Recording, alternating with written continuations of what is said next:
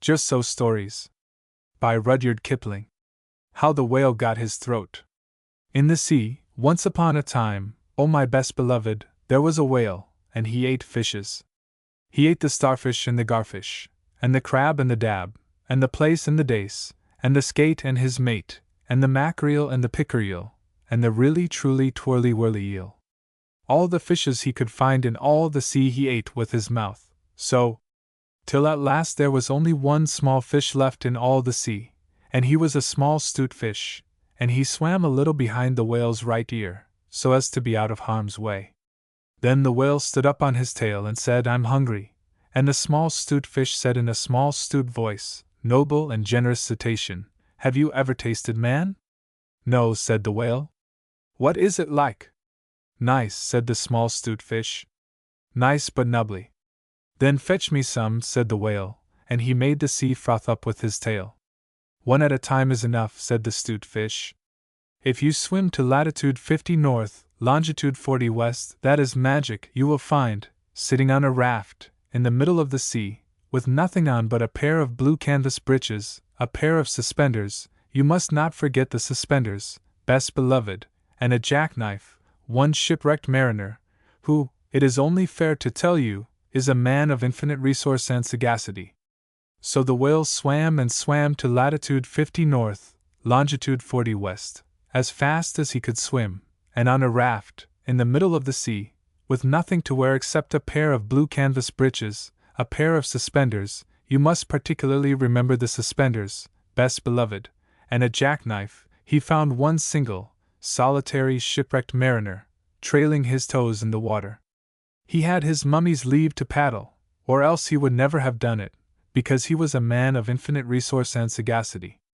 Then the whale opened his mouth back and back and back till it nearly touched his tail, and he swallowed the shipwrecked mariner, and the raft he was sitting on, and his blue canvas breeches, and the suspenders, which you must not forget, and the jackknife, he swallowed them all down into his warm, dark, inside cupboards, and then he smacked his lips, so, and turned round 3 times on his tail.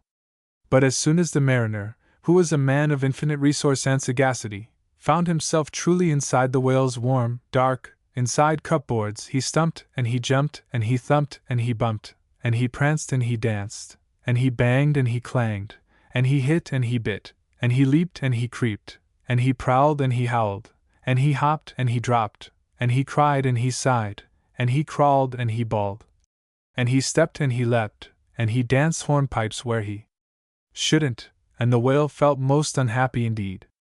"Have you forgotten the suspenders?" So he said to the 'stute fish, "This man is very nubbly, and besides he is making me hiccup. What shall I do?" "Tell him to come out," said the 'stute fish. So the whale called down his own throat to the shipwrecked mariner, "Come out and behave yourself. I've got the hiccups." "Nay, nay," said the mariner. "Not so, but far otherwise. Take me to my natal shore and the white cliffs of Albion, and I'll think about it," and he began to dance more than ever.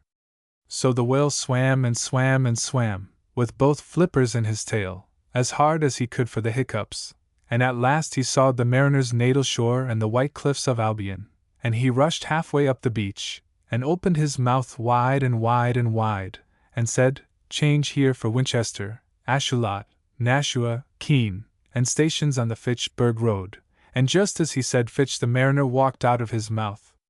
But while the whale had been swimming, the mariner, who was indeed a person of infinite resource and sagacity, had taken his jackknife and cut up the raft into a little square grating all running crisscross, and he had tied it firm with his suspenders. Now, you know why you were not to forget the suspenders. And he dragged that grating good and tight into the whale's throat, and there it stuck. Then he recited the following sloka, which, as you have not heard it, I will now proceed to relate. For the mariner he was also an Hybernian. And he stepped out on the shingle, and went home to his mother, who had given him leave to trail his toes in the water, and he married and lived happily ever afterward. So did the whale. But from that day on, the grating in his throat, which he could neither cough up nor swallow down, prevented him eating anything except very, very small fish, and that is the reason why whales nowadays never eat men or boys or little girls. The small 'stute fish went and hid himself in the mud under the door-sills of the equator. He was afraid that the whale might be angry with him. The sailor took the jackknife home. He was wearing the blue canvas breeches when he walked out on the shingle. The suspenders were left behind, you see, to tie the grating with, and that is the end of that tale. How the camel got his hump. Now this is the next tale, and it tells how the camel got his big hump. In the beginning of years, when the world was so new and all, and the animals were just beginning to work for man, there was a camel, and he lived in the middle of a howling desert because he did not want to work, and besides, he was a howler himself.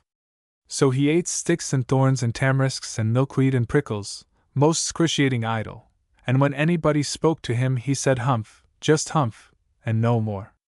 Presently the horse came to him on Monday morning, with a saddle on his back and a bit in his mouth, and said, "Camel, O camel, come out and trot like the rest of us."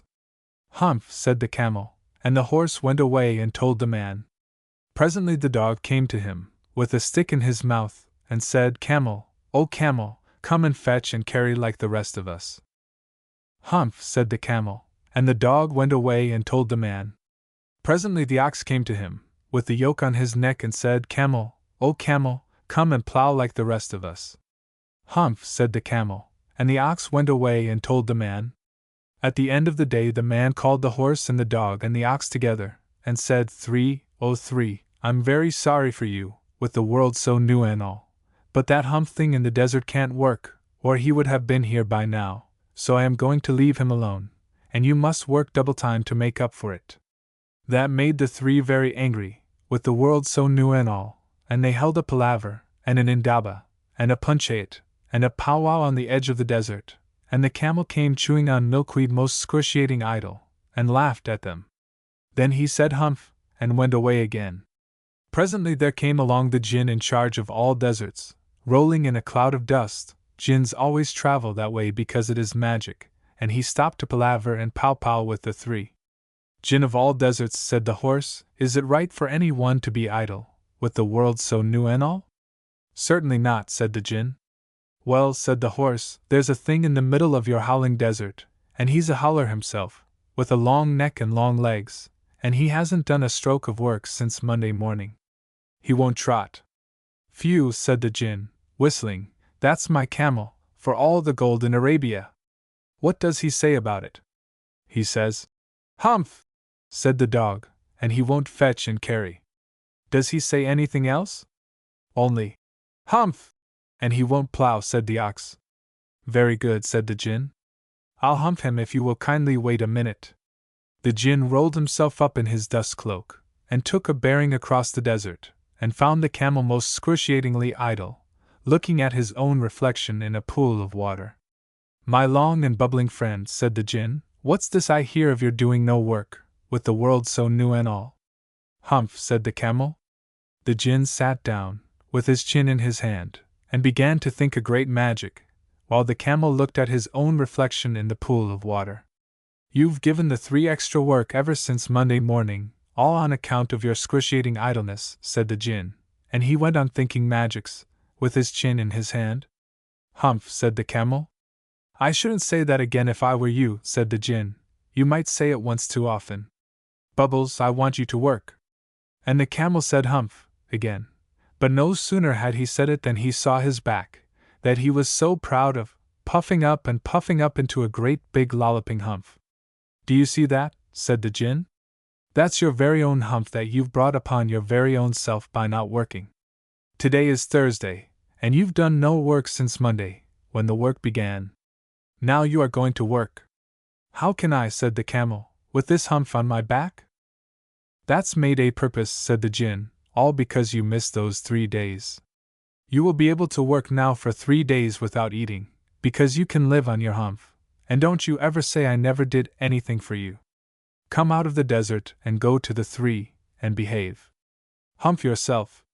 And the camel humped himself, humph and all, and went away to join the 3. And from that day to this the camel always wears a humph. We call it hump now, not to hurt his feelings, but he has never yet caught up with the 3 days that he missed at the beginning of the world, and he has never yet learned how to behave. How the rhinoceros got his skin. Once upon a time, on an uninhabited island on the shores of the Red Sea, there lived a Parsee from whose hat the rays of the sun were reflected in more than oriental splendor. And the Parsee lived by the Red Sea with nothing but his hat and his knife and a cooking stove of the kind that you must particularly never touch. And one day he took flour and water and currants and plums and sugar and things, and made himself one cake which was 2 feet across and 3 feet thick. It was indeed a superior comestible, that's magic, and he put it on stove because he was allowed to cook on the stove, and he baked it till it was all done brown and smelt most sentimental. But just as he was going to eat it, there came down to the beach from the altogether uninhabited interior one rhinoceros with a horn on his nose, 2 piggy eyes, and few manners. In those days the rhinoceros's skin fitted him quite tight. There were no wrinkles in it anywhere. He looked exactly like a Noah's Ark rhinoceros, but of course much bigger. All the same, he had no manners then, and he has no manners now, and he never will have any manners. He said, "How?" and the Parsee left that cake and climbed to the top of a palm tree with nothing on but his hat, from which the rays of the sun were always reflected in more than oriental splendor. And the rhinoceros upset the oil stove with his nose, and the cake rolled on the sand, and he spiked that cake on the horn of his nose, and he ate it, and he went away, waving his tail, to the desolate and exclusively uninhabited interior which abuts on the islands of Mazanderan, Socotra, and promontories of the larger equinox. Then the Parsee came down from his palm tree and put the stove on its legs and recited the following sloka, which, as you have not heard, I will now proceed to relate.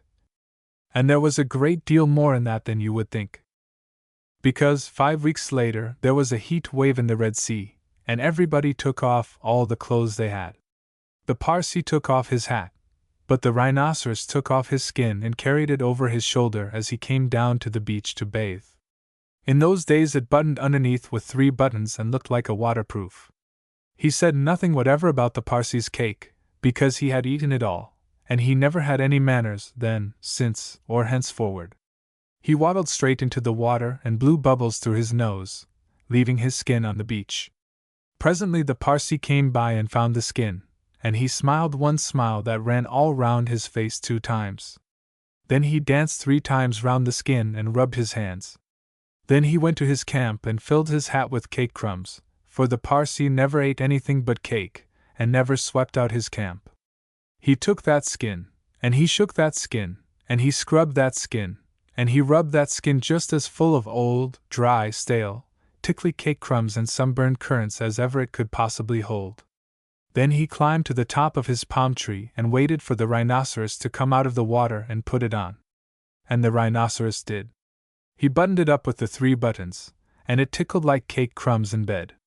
Then he wanted to scratch, but that made it worse, and then he lay down on the sands and rolled and rolled and rolled, and every time he rolled the cake crumbs tickled him worse and worse and worse. Then he ran to the palm tree and rubbed and rubbed and rubbed himself against it.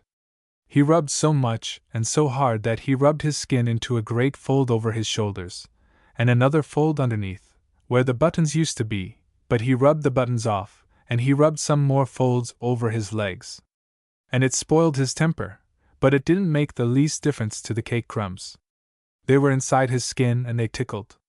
So he went home, very angry indeed and horribly scratchy, and from that day to this every rhinoceros has great folds in his skin and a very bad temper, all on account of the cake crumbs inside.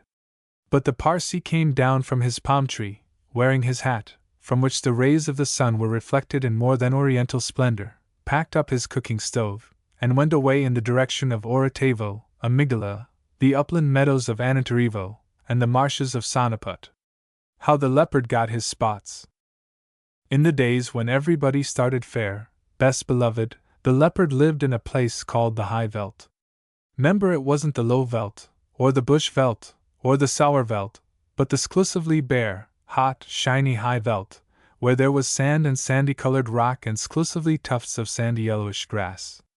The giraffe and the zebra and the eland and the kudu and the hartebeest lived there, and they were exclusively sandy yellow-brownish all over, but the leopard, he was the exclusivest sandiest yellowish-brownest of them all, a grayish-yellowish caddy-shaped kind of beast, and he matched the exclusively yellowish-grayish-brownish color of the high veld to one hair. This was very bad for the giraffe and the zebra and the rest of them, for he would lie down by a exclusively yellowish-grayish-brownish stone or clump of grass, and when the giraffe or the zebra or the eland or the kudu or the bush buck or the bond buck came by, he would surprise them out of their jumpsome lives. He would indeed.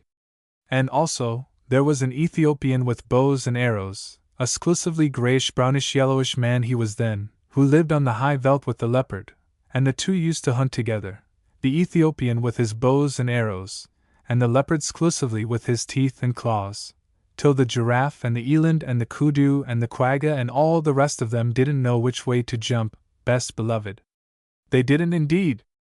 After a long time, things lived for ever so long in those days, they learned to avoid anything that looked like a leopard or an Ethiopian, and bit by bit, the giraffe began it, because his legs were the longest. They went away from the high veld.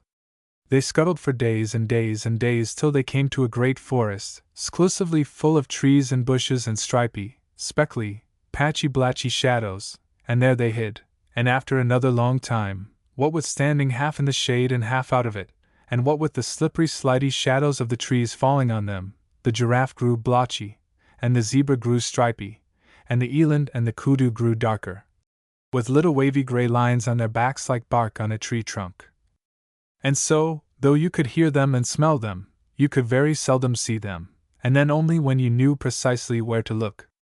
They had a beautiful time in the exclusively speckly spickly shadows of the forest, while the leopard and the Ethiopian ran about over the exclusively grayish-yellowish-reddish high veld outside, wondering where all their breakfasts and their dinners and their teas had gone. At last they were so hungry that they ate rats and beetles and rock rabbits, the leopard and the Ethiopian, and then they had the big tummy ache, both together, and then they met Bavian, the dog-headed, barking baboon, who is quite the wisest animal in all South Africa. Said Leopard to Bavian, and it was a very hot day, "Where has all the game gone?"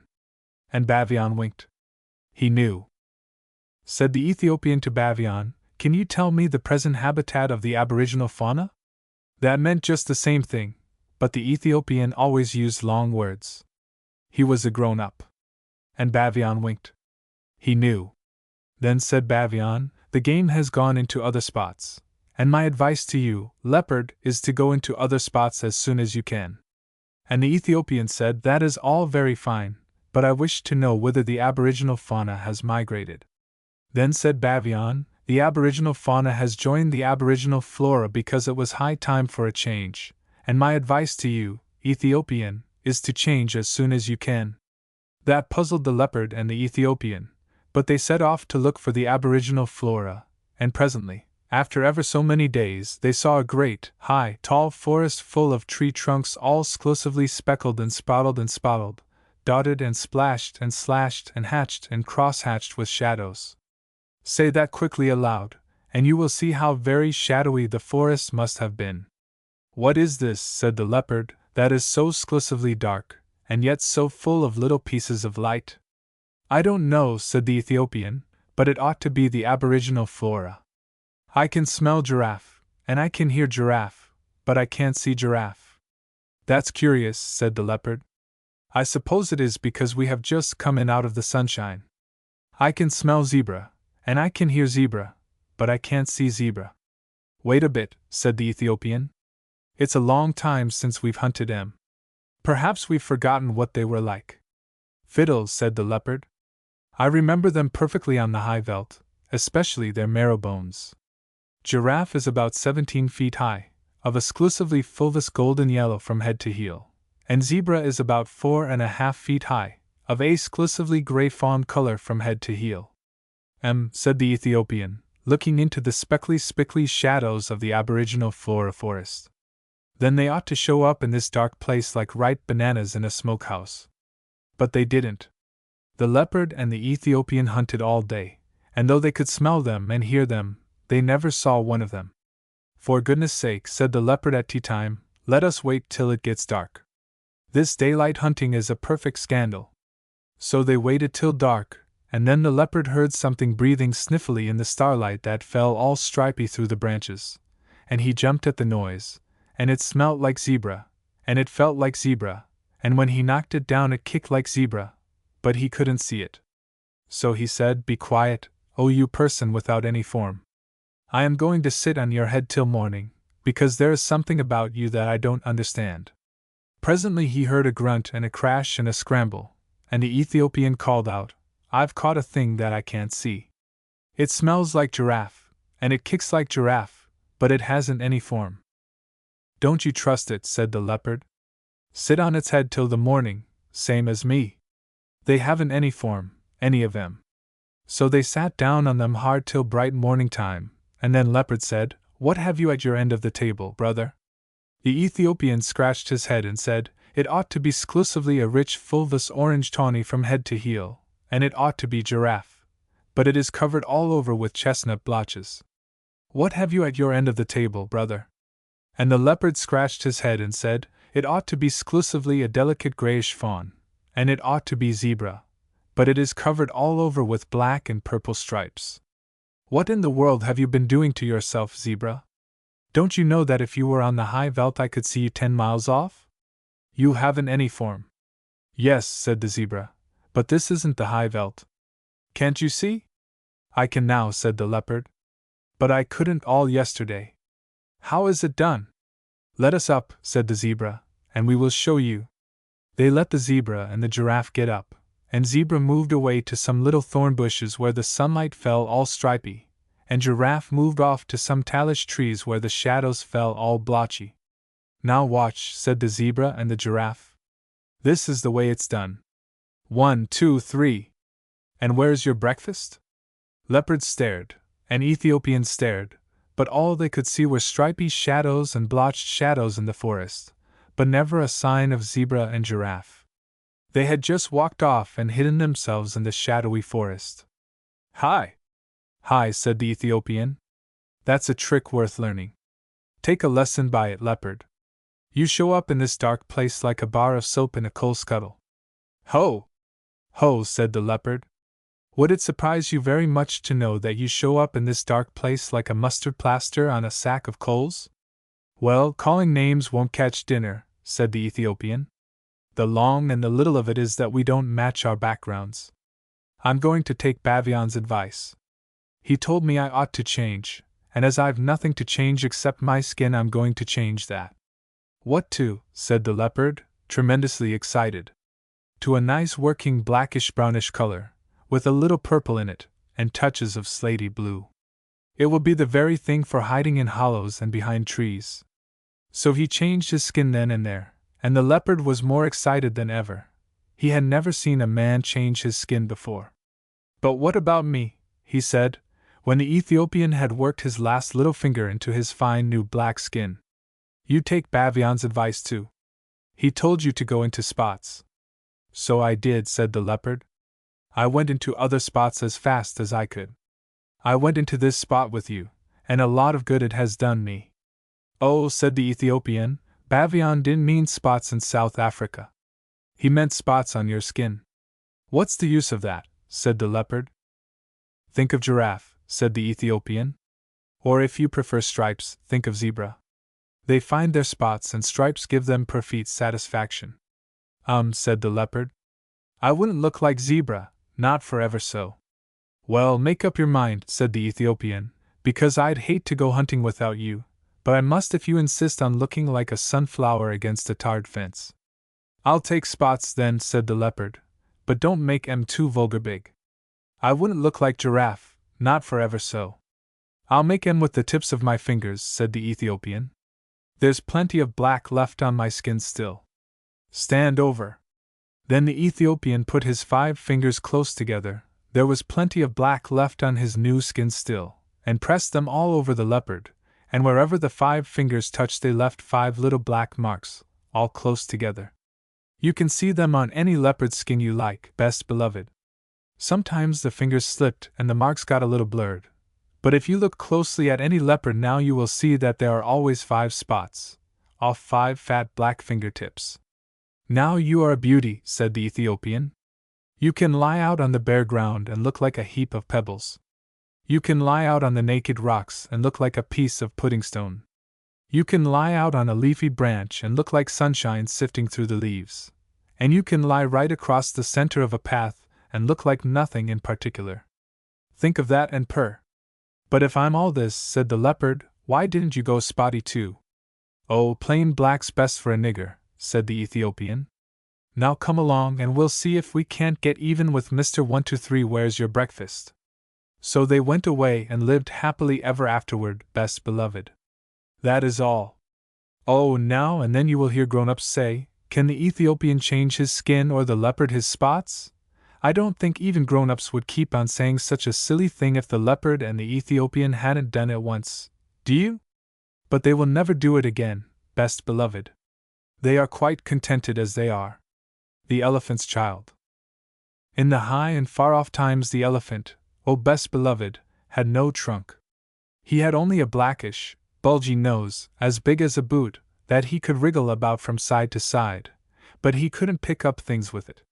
But there was one elephant, a new elephant, an elephant's child, who was full of satiable curiosity, and that means he asked ever so many questions. And he lived in Africa, and he filled all Africa with his satiable curiosities. He asked his tall aunt, the ostrich, why her tail feathers grew just so, and his tall aunt the ostrich spanked him with her hard claw. He asked his tall uncle, the giraffe, what made his skin spotty, and his tall uncle, the giraffe, spanked him with his hard hoof. And still he was full of satiable curiosity. He asked his broad aunt, the hippopotamus, why her eyes were red, and his broad aunt, the hippopotamus, spanked him with her broad hoof. And he asked his hairy uncle, the baboon, why melons tasted just so, and his hairy uncle, the baboon, spanked him with his hairy paw. And still he was full of satiable curiosity. He asked questions about everything that he saw, or heard, or felt, or smelt, or touched, and all his uncles and his aunts spanked him. And still he was full of satiable curiosity. One fine morning in the middle of the precession of the equinoxes, the satiable elephant's child asked a new fine question that he had never asked before. He asked, "What does the crocodile have for dinner?" Then everybody said, "Hush," in a loud and dreadful tone, and they spanked him immediately and directly, without stopping, for a long time. By and by, when that was finished, he came upon Colo Bird sitting in the middle of a wait-a-bit thorn bush, and he said, "My father has spanked me, and my mother has spanked me, all my aunts and uncles have spanked me for my satiable curiosity, and still I want to know what the crocodile has for dinner."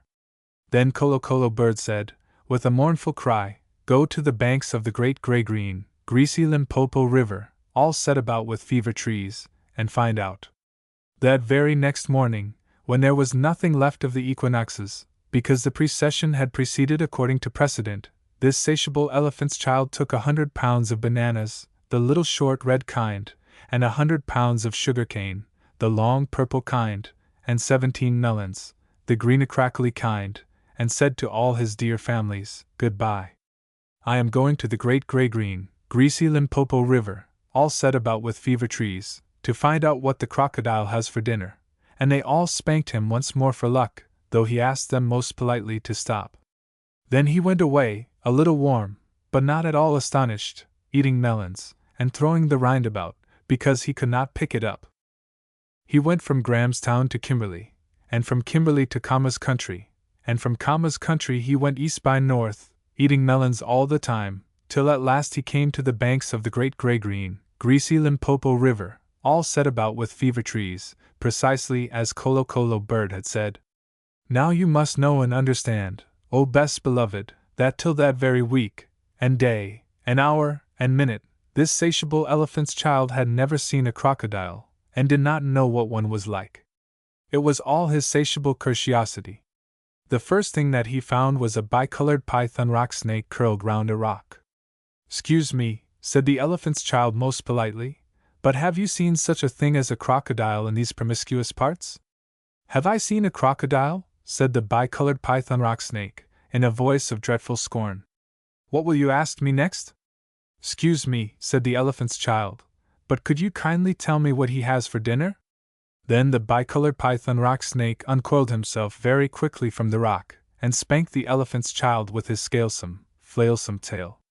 "That is odd," said the elephant's child, "because my father and my mother, and my uncle and my aunt, not to mention my other aunt, the hippopotamus, and my other uncle, the baboon, have all spanked me for my satiable curiosity, and I suppose this is the same thing."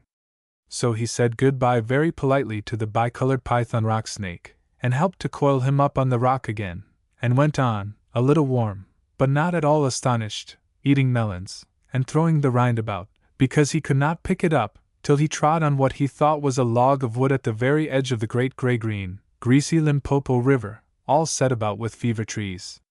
But it was really the crocodile, oh best beloved, and the crocodile winked one eye, like this. "'Excuse me," said the elephant's child most politely, "but do you happen to have seen a crocodile in these promiscuous parts?"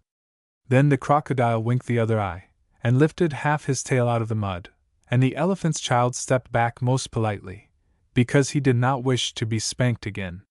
"Come hither, little one," said the crocodile. "Why do you ask such things?"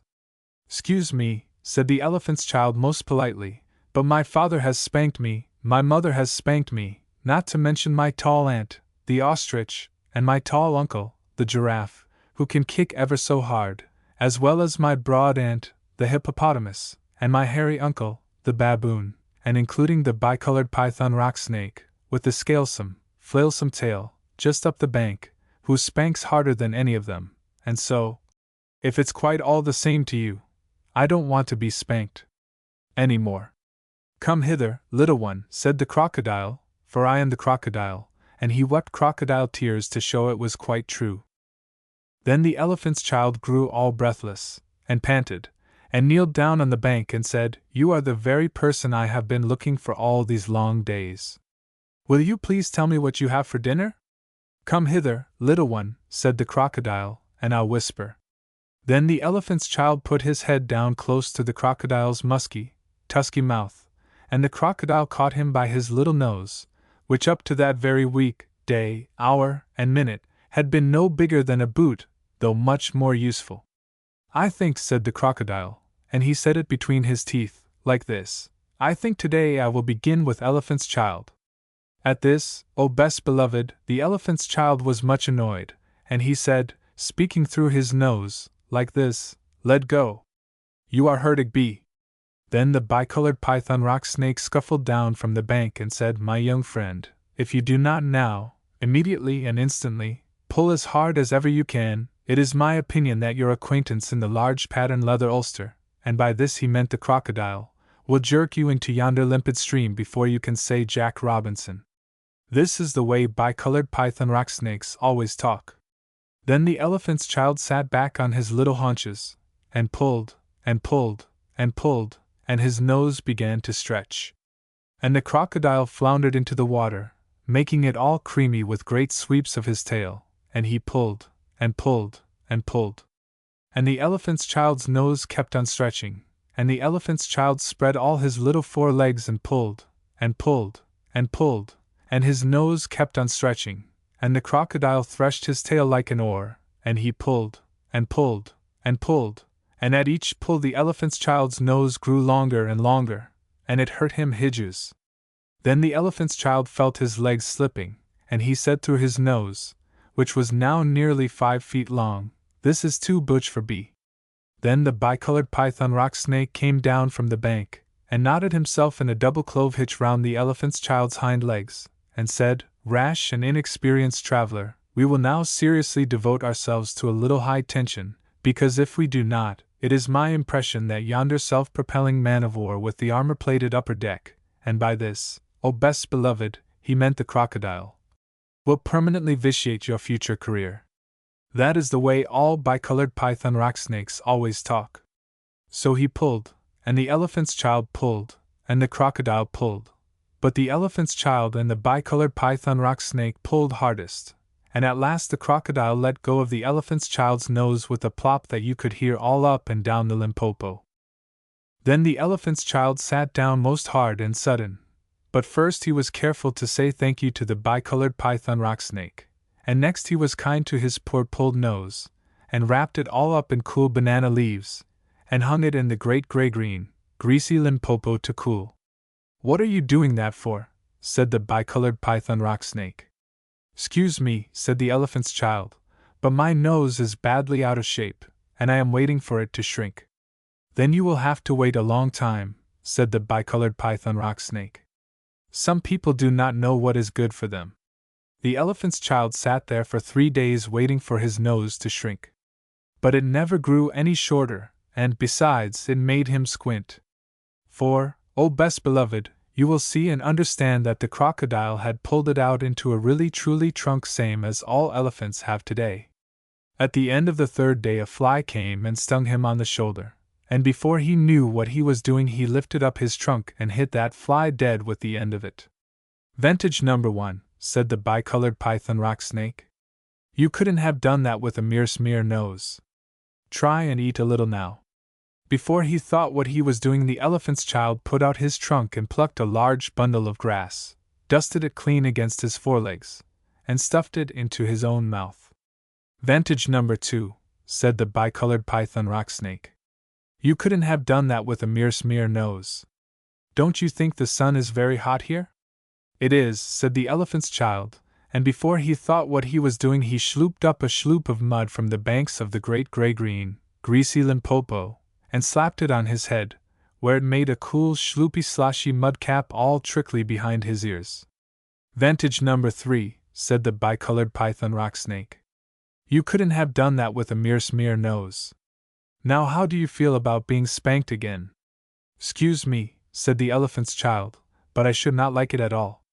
"How would you like to spank somebody?" said the bicolored python rock snake. "I should like it very much indeed," said the elephant's child. "Well," said the bicolored python rock snake, "you will find that new nose of yours very useful to spank people with." "Thank you," said the elephant's child, "I'll remember that, and now I think I'll go home to all my dear families and try." So the elephant's child went home across Africa, frisking and whisking his trunk. When he wanted fruit to eat he pulled fruit down from a tree, instead of waiting for it to fall as he used to do. When he wanted grass he plucked grass up from the ground, instead of going on his knees as he used to do. When the flies bit him he broke off the branch of a tree and used it as fly whisk, and he made himself a new, cool, slushy scushy mud cap whenever the sun was hot. When he felt lonely walking through Africa he sang to himself down his trunk, and the noise was louder than several brass bands. He went especially out of his way to find a broad hippopotamus. She was no relation of his, and he spanked her very hard, to make sure that the bicolored python rock snake had spoken the truth about his new trunk. The rest of the time he picked up the melon rinds that he had dropped on his way to the Limpopo, for he was a tidy pachyderm. One dark evening he came back to all his dear families, and he coiled up his trunk and said, "How do you do?" They were very glad to see him, and immediately said, "Come here and be spanked for your satiable curiosity." "Pooh," said the elephant's child. "I don't think you peoples know anything about spanking, but I do, and I'll show you." Then he uncurled his trunk and knocked 2 of his dear brothers head over heels. "Oh bananas," said they, "where did you learn that trick, and what have you done to your nose?" "I got a new one from the crocodile on the banks of the great gray-green, greasy Limpopo River," said the elephant's child. "I asked him what he had for dinner, and he gave me this to keep." "It looks very ugly," said his hairy uncle, the baboon. "It does," said the elephant's child. "But it's very useful," and he picked up his hairy uncle, the baboon, by one hairy leg, and hove him into a hornet's nest. Then that bad elephant's child spanked all his dear families for a long time, till they were very warm and greatly astonished.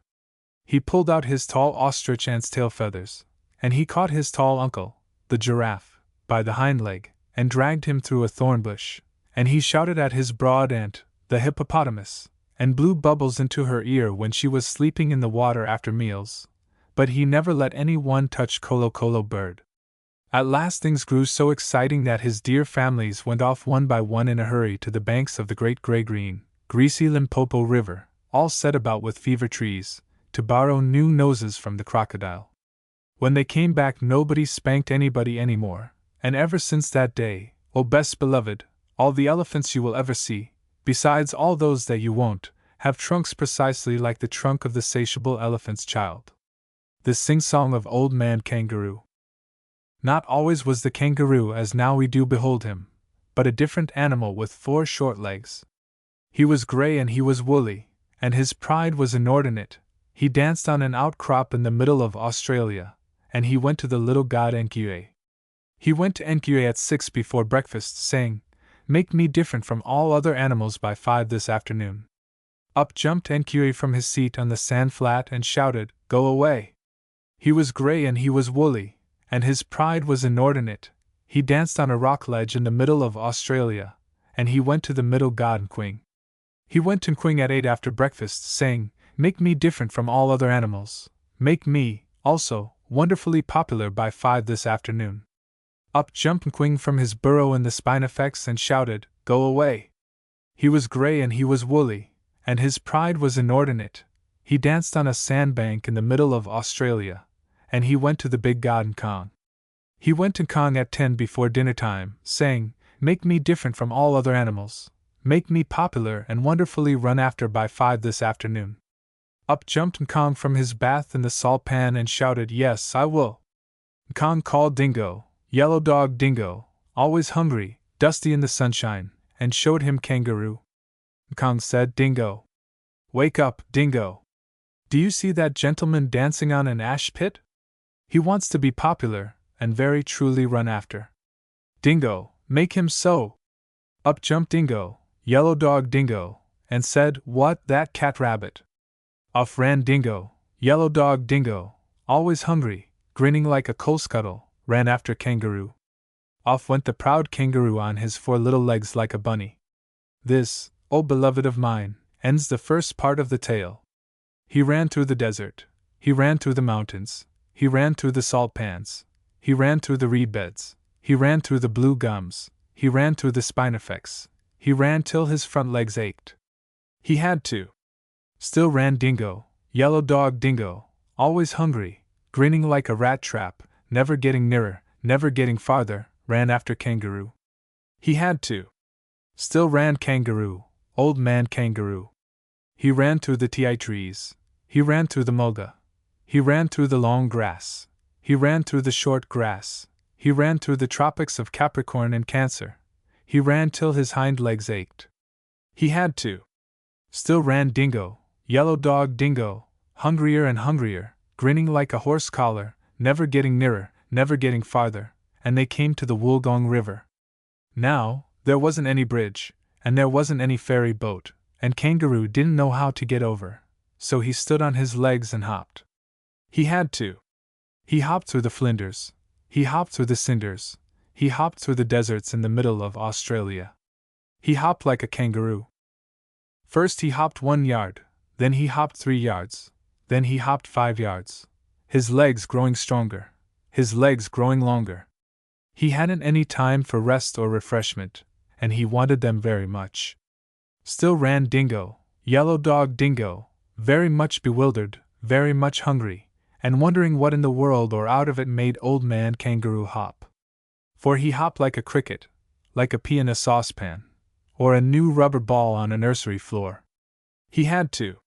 He tucked up his front legs, he hopped on his hind legs, he stuck out his tail for a balance weight behind him, and he hopped through the Darling Downs. He had to. Still ran Dingo, Tired dog Dingo, hungrier and hungrier, very much bewildered, and wondering when in the world or out of it would Old Man Kangaroo stop. Then came Kong from his bath in the salt pans, and said, "It's 5 o'clock." Down sat Dingo, poor dog Dingo, always hungry, dusky in the sunshine, hung out his tongue and howled.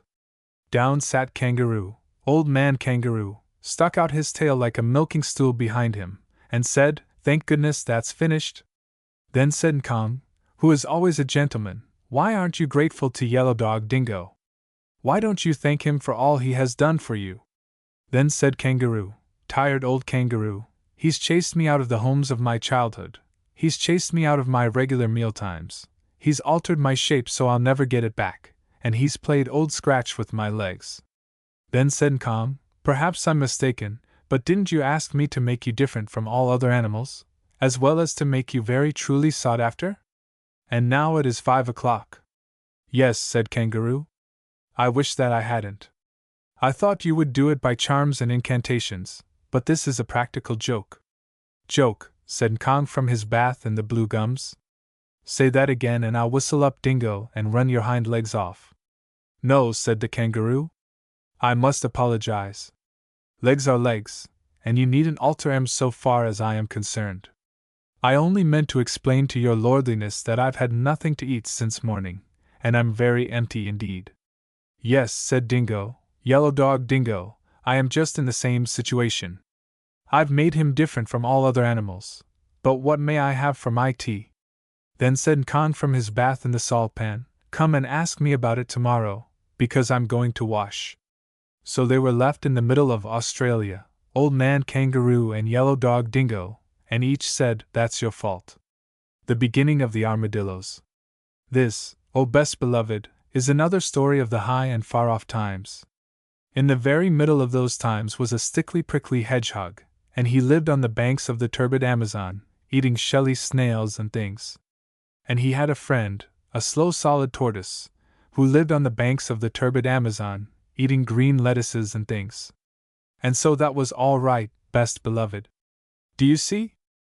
But also, and at the same time, in those high and far-off times, there was a painted jaguar, and he lived on the banks of the turbid Amazon too, and he ate everything that he could catch.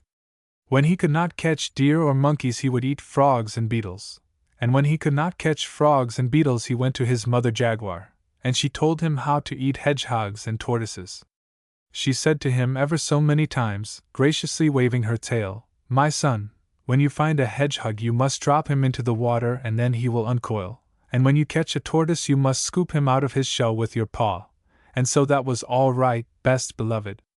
One beautiful night on the banks of the turbid Amazon, Painted Jaguar found Stickly Prickly Hedgehog and Slow Solid Tortoise sitting under the trunk of a fallen tree.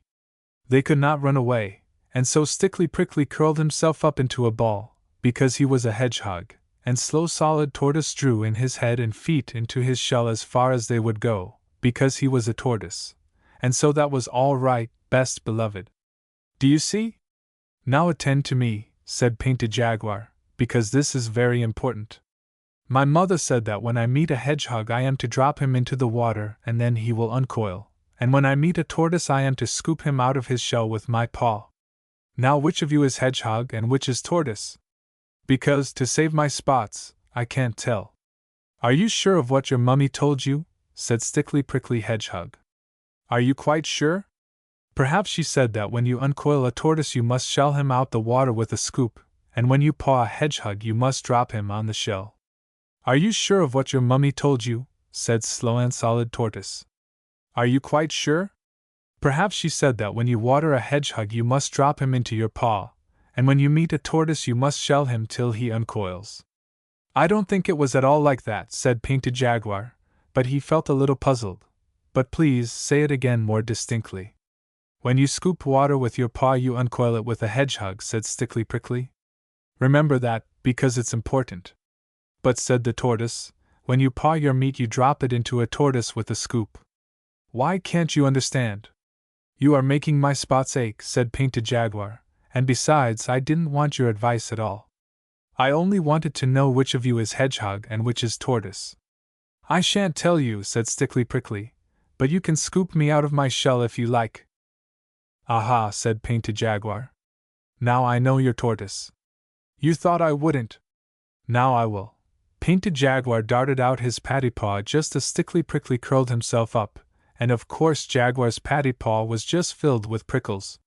Worse than that, he knocked Stickly Prickly away and away into the woods and the bushes, where it was too dark to find him. Then he put his paddy paw into his mouth, and of course the prickles hurt him worse than ever. As soon as he could speak he said, now I know he isn't tortoise at all. But, and then he scratched his head with his unprickly paw, how do I know that this other is tortoise? But I am tortoise, said Slow and Solid. Your mother was quite right. She said that you were to scoop me out of my shell with your paw.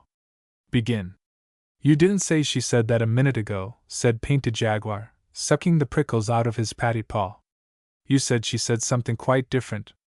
Well, suppose you say that I said that she said something quite different. I don't see that it makes any difference, because if she said what you said I said she said, it's just the same as if I said what she said she said.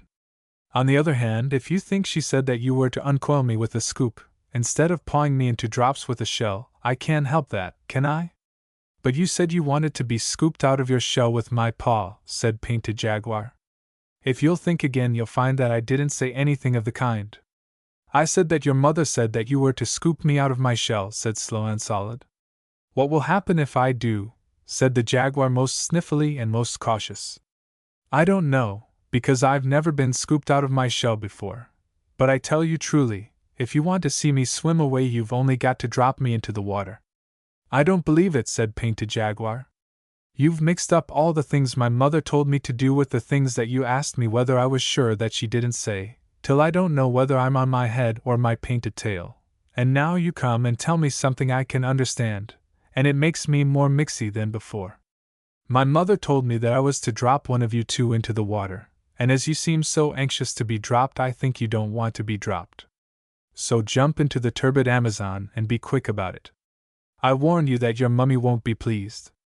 Don't tell her I didn't tell you, said Slow Solid. If you say another word about what my mother said, the Jaguar answered, but he had not finished the sentence before Slow and Solid quietly dived into the turbid Amazon, swam under water for a long way, and came out on the bank where Stickly Prickly was waiting for him. That was a very narrow escape, said Stickly Prickly. I don't rib Painted Jaguar. What did you tell him that you were? I told him truthfully that I was a truthful tortoise. But he wouldn't believe it, and he made me jump into the river to see if I was, and he is surprised. Now he's gone to tell his mummy. Listen to him. They could hear Painted Jaguar roaring up and down among the trees and the bushes by the side of the turbid Amazon, till his mummy came. Son, son, said his mother ever so many times, graciously waving her tail, what have you been doing that you shouldn't have done? I tried to scoop something that said it wanted to be scooped out of its shell with my paw, and my paw is full of prickles, said Painted Jaguar. Son, son, said his mother ever so many times, graciously waving her tail, by the prickles in your patty paw I see that must have been a hedgehog. You should have dropped him into the water. I did that to the other thing, and he said he was a tortoise, and I didn't believe him, and it was quite true, and he has dived under the turbid Amazon, and he won't come up again, and I haven't anything at all to eat, and I think we had better find lodgings somewhere else. They are too clever on the turbid Amazon for poor me. Son, son, said his mother ever so many times, graciously waving her tail, now attend to me and remember what I say. A hedgehog curls himself up into a ball and his prickles stick out every which way at once. By this you may know the hedgehog. I don't like this old lady one little bit, said Stickly Prickly, under the shadow of a large leaf. I wonder what else she knows. A tortoise can't curl himself up, Mother Jaguar went on, ever so many times, graciously waving her tail. He only draws his head and legs into his shell. By this you may know the tortoise. I don't like this old lady at all, said Slow and Solid Tortoise. Even Painted Jaguar can't forget those directions. It's a great pity that you can't swim, Stickly Prickly. Don't talk to me, said Stickly Prickly. Just think how much better it would be if you could curl up. This is a mess. Listen to Painted Jaguar. Painted Jaguar was sitting on the banks of the turbid Amazon sucking prickles out of his paws and saying to himself, He'll never forget that this month of Sundays, said Stickly Prickly. Hold up my chin, Slow and Solid. I'm going to try to learn to swim. It may be useful. Excellent, said Slow and Solid, and he held up Stickly Prickly's chin, while Stickly Prickly kicked in the waters of the turbid Amazon. You'll make a fine swimmer yet, said Slow and Solid. Now, if you can unlace my back plates a little, I'll see what I can do towards curling up. It may be useful. Stickly Prickly helped to unlace Tortoise's back plates, so that by twisting and straining Slow and Solid actually managed to curl up a titty-wee bit. Excellent, said Stickly Prickly, but I shouldn't do any more just now. It's making you black in the face. Kindly lead me into the water once again and I'll practice that side stroke which you say is so easy. And so Stickly Prickly practiced, and Slow Solid swam alongside. Excellent, said Slow and Solid. A little more practice will make you a regular whale. Now, if I may trouble you to unlace my back and front plates 2 holes more, I'll try that fascinating bend that you say is so easy. Won't Painted Jaguar be surprised? Excellent, said Stickly Prickly, all wet from the turbid Amazon. I declare, I shouldn't know you from one of my own family. 2 holes, I think you said? A little more expression, please, and don't grunt quite so much, or Painted Jaguar may hear us. When you've finished, I want to try that long dive which you say is so easy. Won't Painted Jaguar be surprised? And so Stickly Prickly dived, and Slow and Solid dived alongside. Excellent, said Slow and Solid. A little more attention to holding your breath, and you will be able to keep house at the bottom of the turbid Amazon. Now I'll try that exercise of putting my hind legs round my ears which you say is so peculiarly comfortable. Won't Painted Jaguar be surprised? Excellent, said Stickly Prickly. But it's straining your back plates a little. They are all overlapping now, instead of lying side by side. Oh, that's the result of exercise, said Slow and Solid. I've noticed that your prickles seem to be melting into one another, and that you're growing to look rather more like a pinecone, and less like a chestnut burr, than you used to. Am I? Said Stickly Prickly. That comes from my soaking in the water. Oh, won't Painted Jaguar be surprised? They went on with their exercises, each helping the other, till morning came, and when the sun was high they rested and dried themselves. Then they saw that they were both of them quite different from what they had been. Stickly Prickly, said Tortoise after breakfast, I am not what I was yesterday, but I think that I may yet amuse Painted Jaguar. That was the very thing I was thinking just now, said Stickly Prickly. I think scales are a tremendous improvement on prickles, to say nothing of being able to swim. Oh, won't Painted Jaguar be surprised? Let's go and find him. By and by they found Painted Jaguar, still nursing his paddy paw that had been hurt the night before. He was so astonished that he fell 3 times backward over his own painted tail without stopping. Good morning, said Stickly Prickly. And how is your dear gracious mummy this morning? She is quite well, thank you, said Painted Jaguar, but you must forgive me if I do not at this precise moment recall your name. That's unkind of you, said Stickly Prickly, seeing that this time yesterday you tried to scoop me out of my shell with your paw. But you hadn't any shell. It was all prickles, said Painted Jaguar. I know it was. Just look at my paw. You told me to drop into the turbid Amazon and be drowned, said Slow Solid. Why are you so rude and forgetful today? Don't you remember what your mother told you, said Stickly Prickly. Then they both curled themselves up and rolled round and round Painted Jaguar till his eyes turned truly cartwheels in his head. Then he went to fetch his mother. Mother, he said, there are 2 new animals in the woods today, and the one that you said couldn't swim, swims, and the one that you said couldn't curl up, curls, and they've gone shares in their prickles, I think, because both of them are scaly all over, instead of one being smooth and the other very prickly, and besides that, they are rolling round and round in circles, and I don't feel comfy. Son, son, said Mother Jaguar ever so many times, graciously waving her tail, a hedgehog is a hedgehog, and can't be anything but a hedgehog, and a tortoise is a tortoise, and can never be anything else. But it isn't a hedgehog, and it isn't a tortoise. It's a little bit of both, and I don't know its proper name. Nonsense, said Mother Jaguar. Everything has its proper name. I should call it armadillo, till I found out the real one. And I should leave it alone. So Painted Jaguar did as he was told, especially about leaving them alone. But the curious thing is that from that day to this, O best beloved, no one on the banks of the turbid Amazon has ever called Stickly Prickly and Slow Solid anything except armadillo. There are hedgehogs and tortoises in other places, of course, there are some in my garden, but the real old and clever kind, with their scales lying lippity-lappity one over the other, like pinecone scales, that lived on the banks of the turbid Amazon in the high and far-off days, are always called armadillos, because they were so clever. So that, all right, best beloved. Do you see? How the first letter was written. Once upon a most early time was a Neolithic man.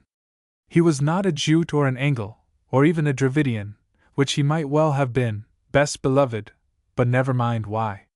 He was a primitive, and he lived cavely in a cave, and he wore very few clothes, and he couldn't read and he couldn't write and he didn't want to, and except when he was hungry he was quite happy.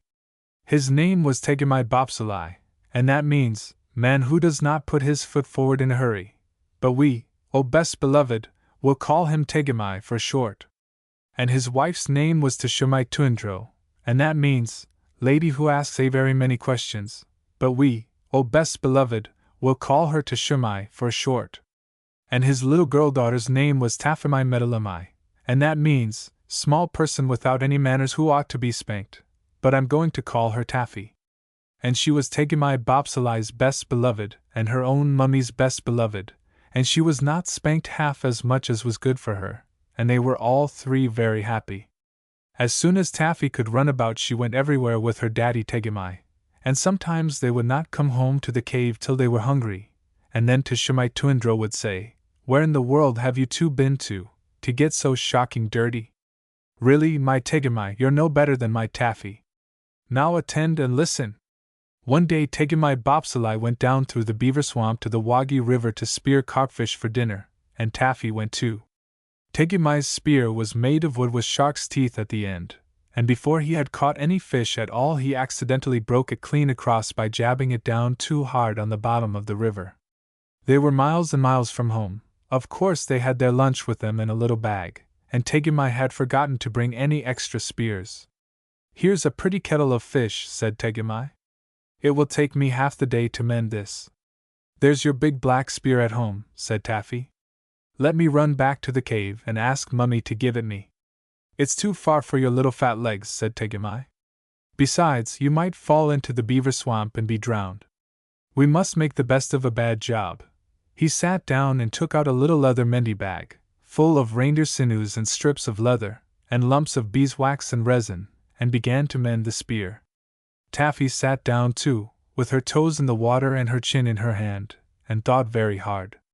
Then she said, "I say, Daddy, it's an awful nuisance that you and I don't know how to write, isn't it?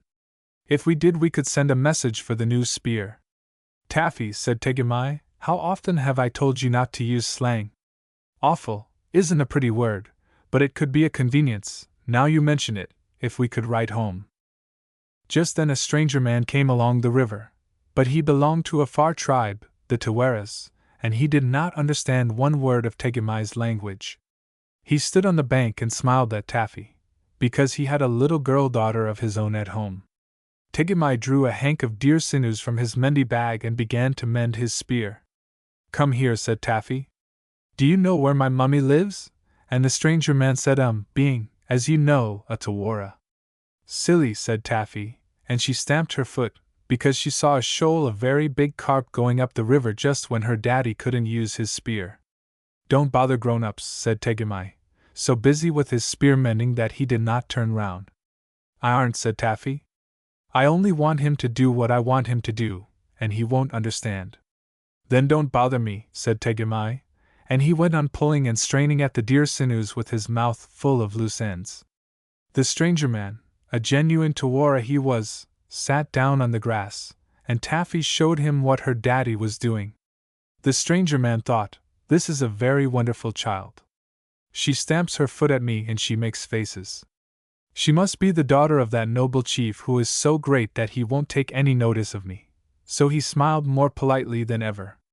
"Now," said Taffy, "I want you to go to my mummy, because your legs are longer than mine, and you won't fall into the beaver swamp, and ask for Daddy's other spear, the one with the black handle that hangs over our fireplace."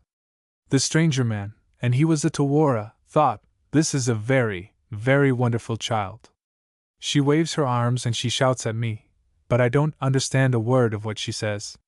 But if I don't do what she wants, I greatly fear that that haughty chief, man who turns his back on callers, will be angry." He got up and twisted a big flat piece of bark off a birch tree and gave it to Taffy. He did this, best beloved, to show that his heart was as white as the birch bark and that he meant no harm. But Taffy didn't quite understand. "Oh," said she. "Now I see. You want my mummy's living address?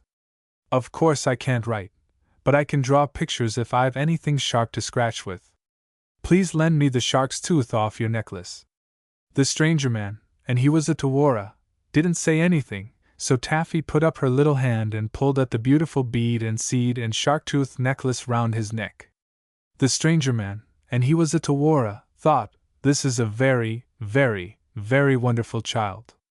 The shark's tooth on my necklace is a magic shark's tooth, and I was always told that if anybody touched it without my leave they would immediately swell up or burst, but this child doesn't swell up or burst, and that important chief, man who attends strictly to his business, who has not yet taken any notice of me at all, doesn't seem to be afraid that she will swell up or burst. I had better be more polite." So he gave Taffy the shark's tooth, and she lay down flat on her tummy with her legs in the air, like some people on the drawing-room floor when they want to draw pictures, and she said, "Now I'll draw you some beautiful pictures. You can look over my shoulder, but you mustn't joggle. First I'll draw Daddy fishing. It isn't very like him, but Mummy will know, because I've drawn his spear all broken. Well, now I'll draw the other spear that he wants, the black-handled spear.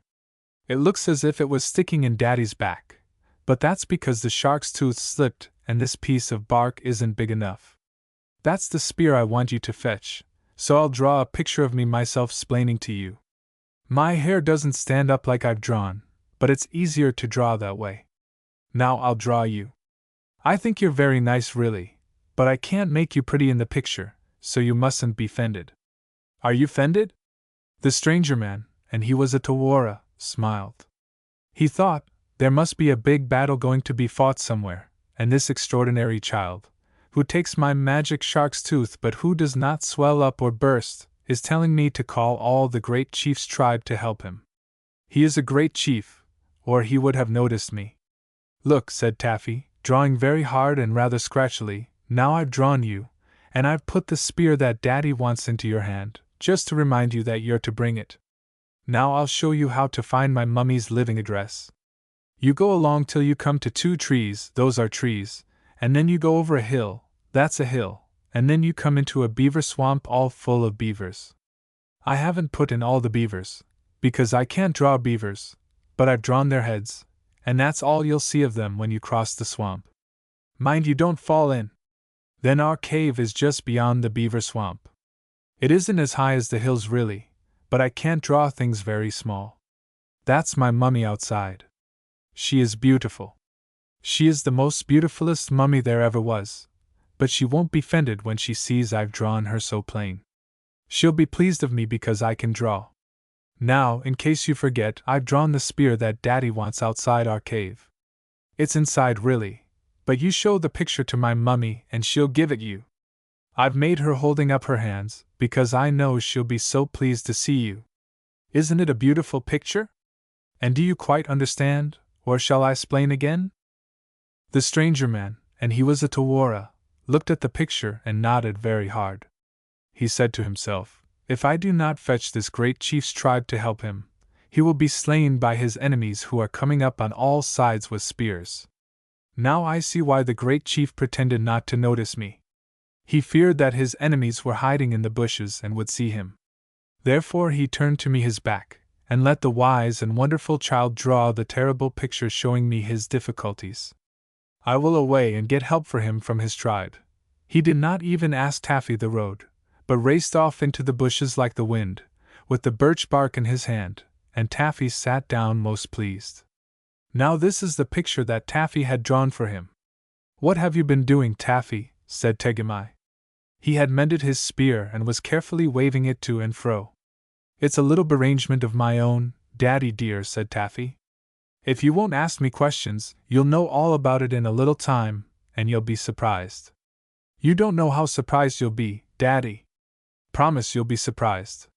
"Very well," said Tegemai, and went on fishing.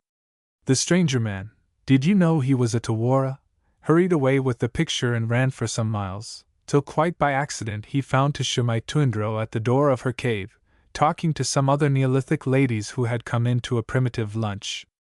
Taffy was very like Shumai, especially about the upper part of the face and the eyes, so the stranger man, always a pure Tawara, smiled politely and handed Shumai the birch bark. He had run hard, so that he panted, and his legs were scratched with brambles, but he still tried to be polite. As soon as Teshumai saw the picture, she screamed like anything and flew at the stranger man. The other Neolithic ladies at once knocked him down and sat on him in a long line of 6, while Teshumai pulled his hair. "It's as plain as the nose on this stranger man's face," she said. "He has stuck my Tegumai all full of spears, and frightened poor Taffy so that her hair stands all on end, and not content with that, he brings me a horrid picture of how it was done. Look!" She showed the picture to all the Neolithic ladies sitting patiently on the stranger man. "Here is my Tegumai with his arm broken. Here is a spear sticking into his back. Here is a man with a spear ready to throw. Here is another man throwing a spear from a cave. And here are a whole pack of people. They were Taffy's beavers really, but they did look rather like people, coming up behind Tegumai. Isn't it shocking?" "Most shocking," said the Neolithic ladies, and they filled the stranger man's hair with mud, at which he was surprised, and they beat upon the reverberating tribal drums, and called together all the chiefs of the tribe of Tegumai, with their hetmans and dolmens, all neguses, woons, and akuns of the organization, in addition to the warlocks, enchcocks, jujumen, bonzes, and the rest, who decided that before they chopped the stranger man's head off he should instantly lead them down to the river and show them where he had hidden poor Taffy. By this time the stranger man, in spite of being a Tawara, was really annoyed. They had filled his hair quite solid with mud, they had rolled him up and down on knobby pebbles, they had sat upon him in a long line of 6, they had thumped him and bumped him till he could hardly breathe, and though he did not understand their language, he was almost sure that the names the Neolithic ladies called him were not ladylike. However, he said nothing till all the tribe of Tegumai were assembled, and then he led them back to the bank of the Wagi River, and there they found Taffy making daisy chains, and Tegumai carefully spearing small carp with his mended spear. "Well, you have been quick," said Taffy. "But why did you bring so many people?" "Daddy dear, this is my surprise." "Are you surprised, Daddy?" "Very," said Tegumai, "but it has ruined all my fishing for the day." "Why, the whole dear, kind, nice, clean, quiet tribe is here, Taffy." And so they were. First of all walked Teshumai Tuindro and the Neolithic ladies, tightly holding on to the stranger man, whose hair was full of mud, although he was a Tawara. Behind them came the head chief, the vice chief, the deputy and assistant chiefs, all armed to the upper teeth, the headmans and heads of hundreds, pladoffs with their platoons, and dolmens with their detachments, woons, neguses, and akuns ranking in the rear, still armed to the teeth. Behind them was the tribe in hierarchical order, from owners of 4 caves, 1 for each season, a private reindeer run, and 2 salmon leaps, to feudal and prognathous villains, semi-entitled to half a bearskin of winter nights, 7 yards from the fire, and adscript serfs, holding the reversion of a scraped marrowbone under Harriet. Aren't those beautiful words, best beloved? They were all there, prancing and shouting, and they frightened every fish for 20 miles, and Tegumai thanked them in a fluid Neolithic oration. Then Teshumai Tuindro ran down and kissed and hugged Taffy very much indeed, but the head chief of the tribe of Tegumai took Tegumai by the top-knot feathers and shook him severely. "Explain! Explain! Explain!" cried all the tribe of Tegumai.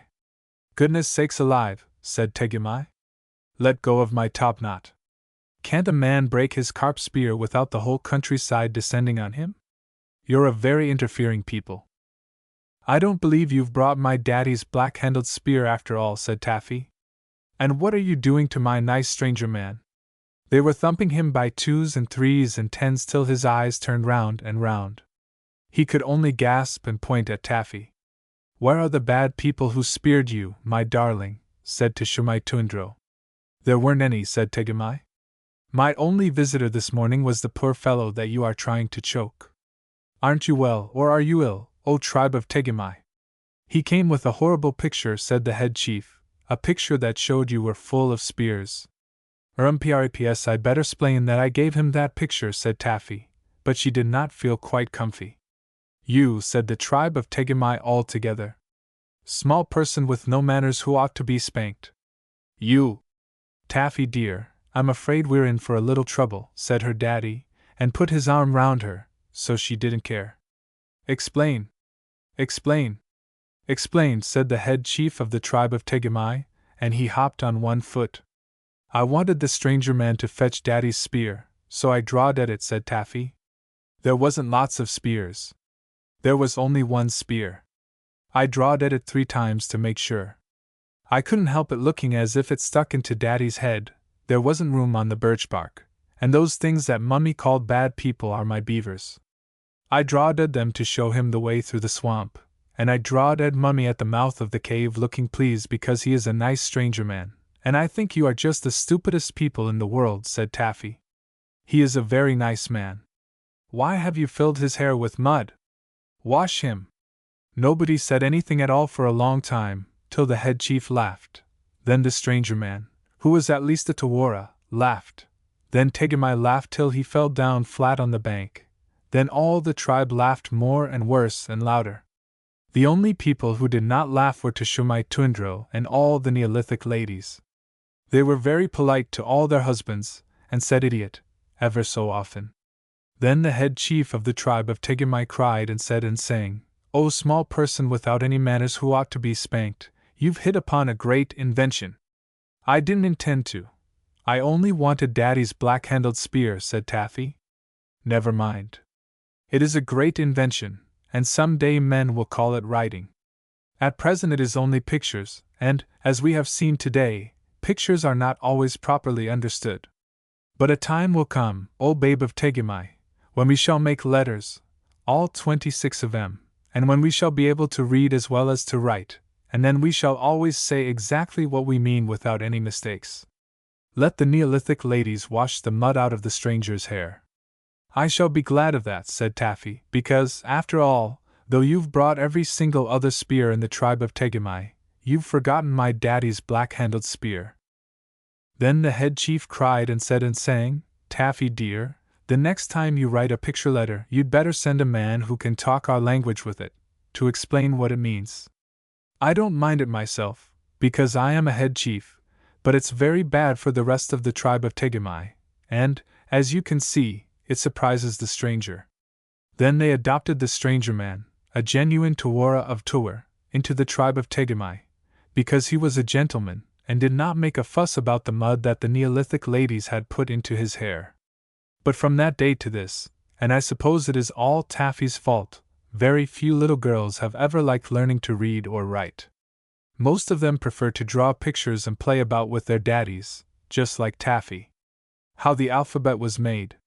The week after Taffimai Metalimai, we will still call her Taffy, best beloved, made that little mistake about her daddy's spear and the stranger man and the picture letter and all, she went carp fishing again with her daddy.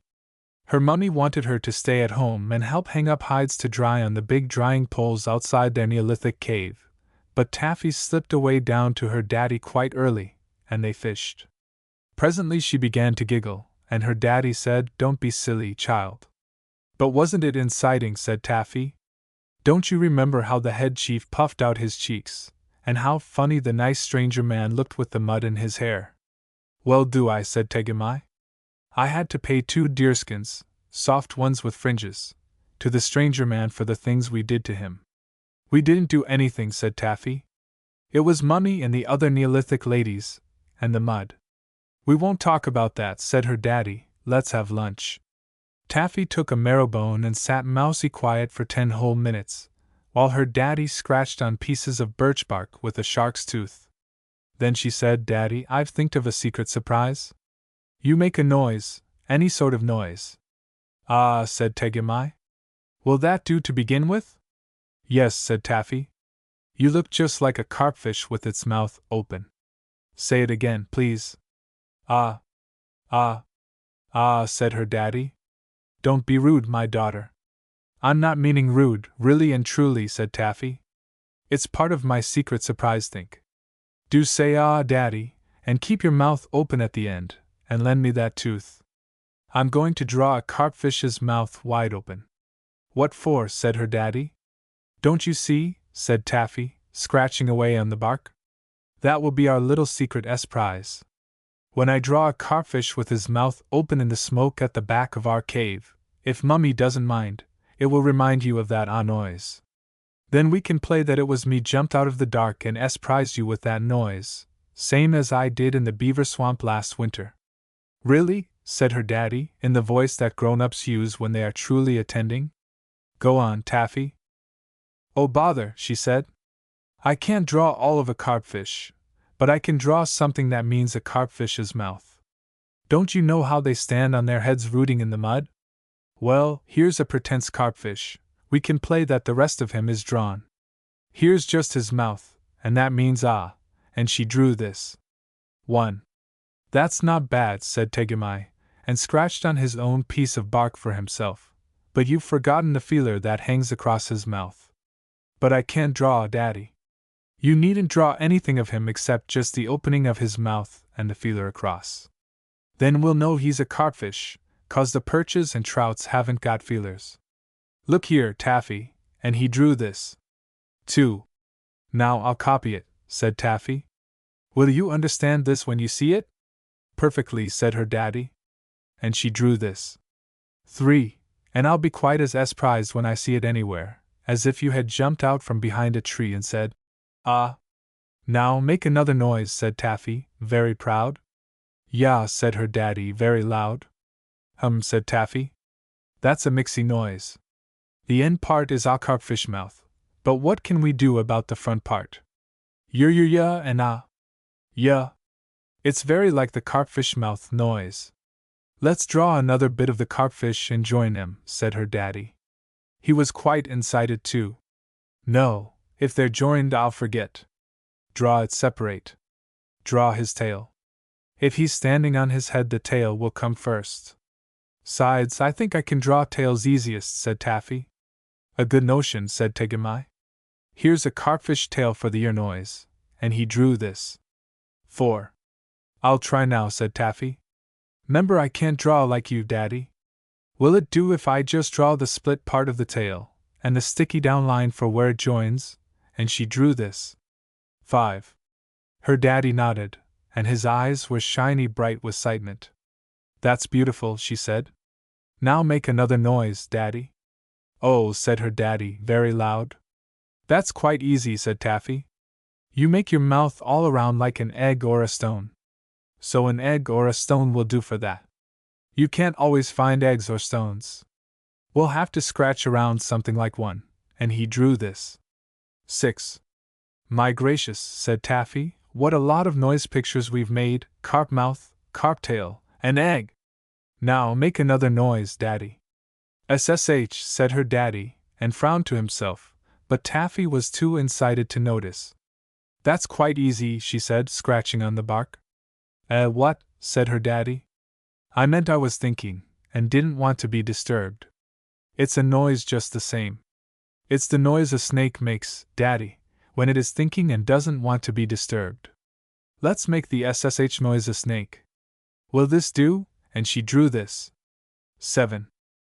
There, she said. That's another prize secret. When you draw a hissy snake by the door of your little back cave where you mend the spears, I'll know you're thinking hard, and I'll come in most mousy quiet. And if you draw it on a tree by the river when you are fishing, I'll know you want me to walk most mousy quiet, so as not to shake the banks. Perfectly true, said Tegemai.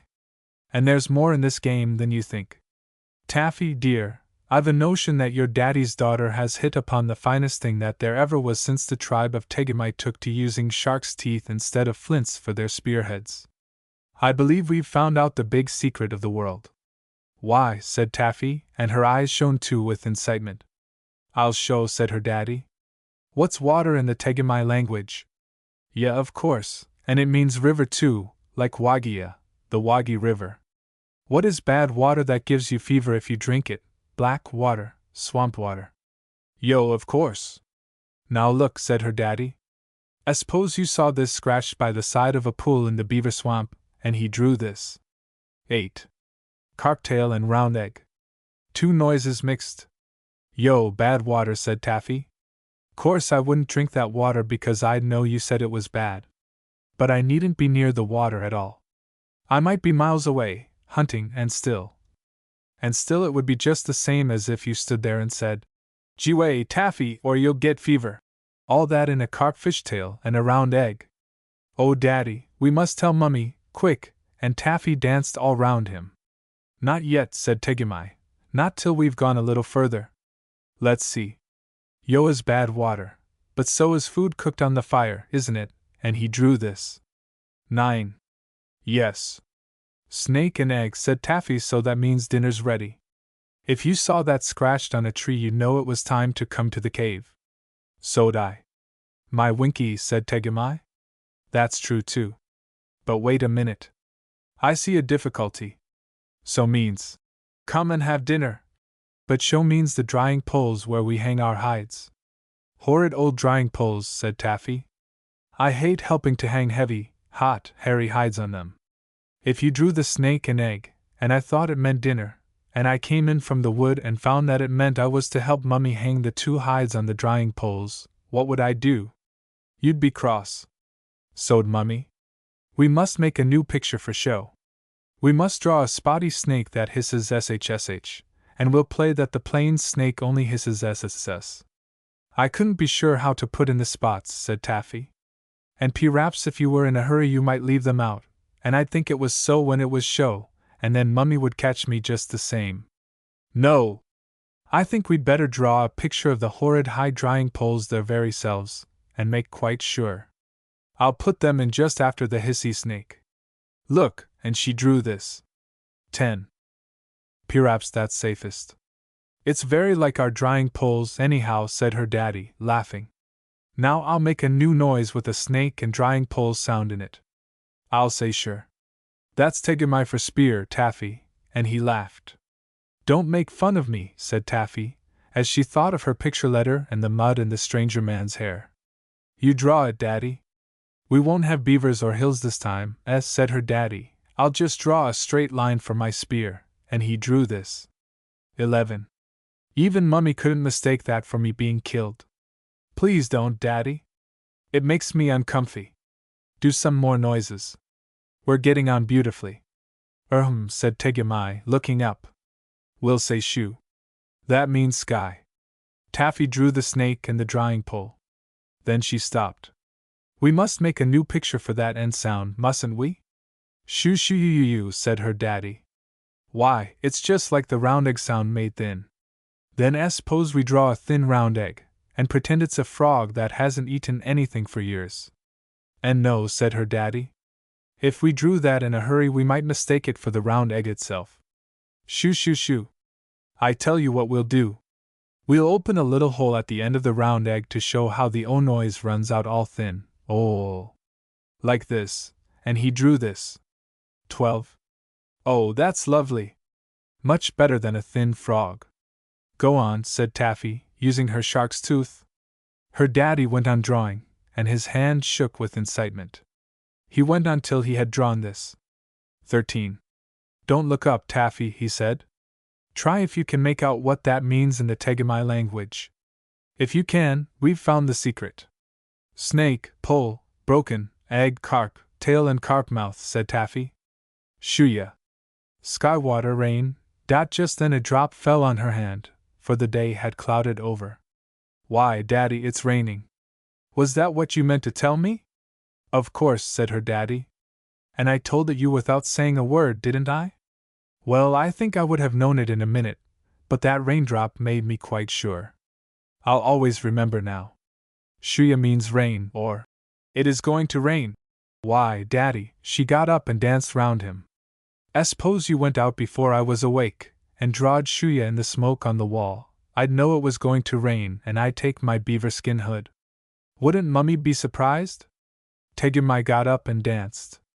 Daddies didn't mind doing those things in those days. More than that, he said. Suppose I wanted to tell you it wasn't going to rain much, and you must come down to the river, what would we draw?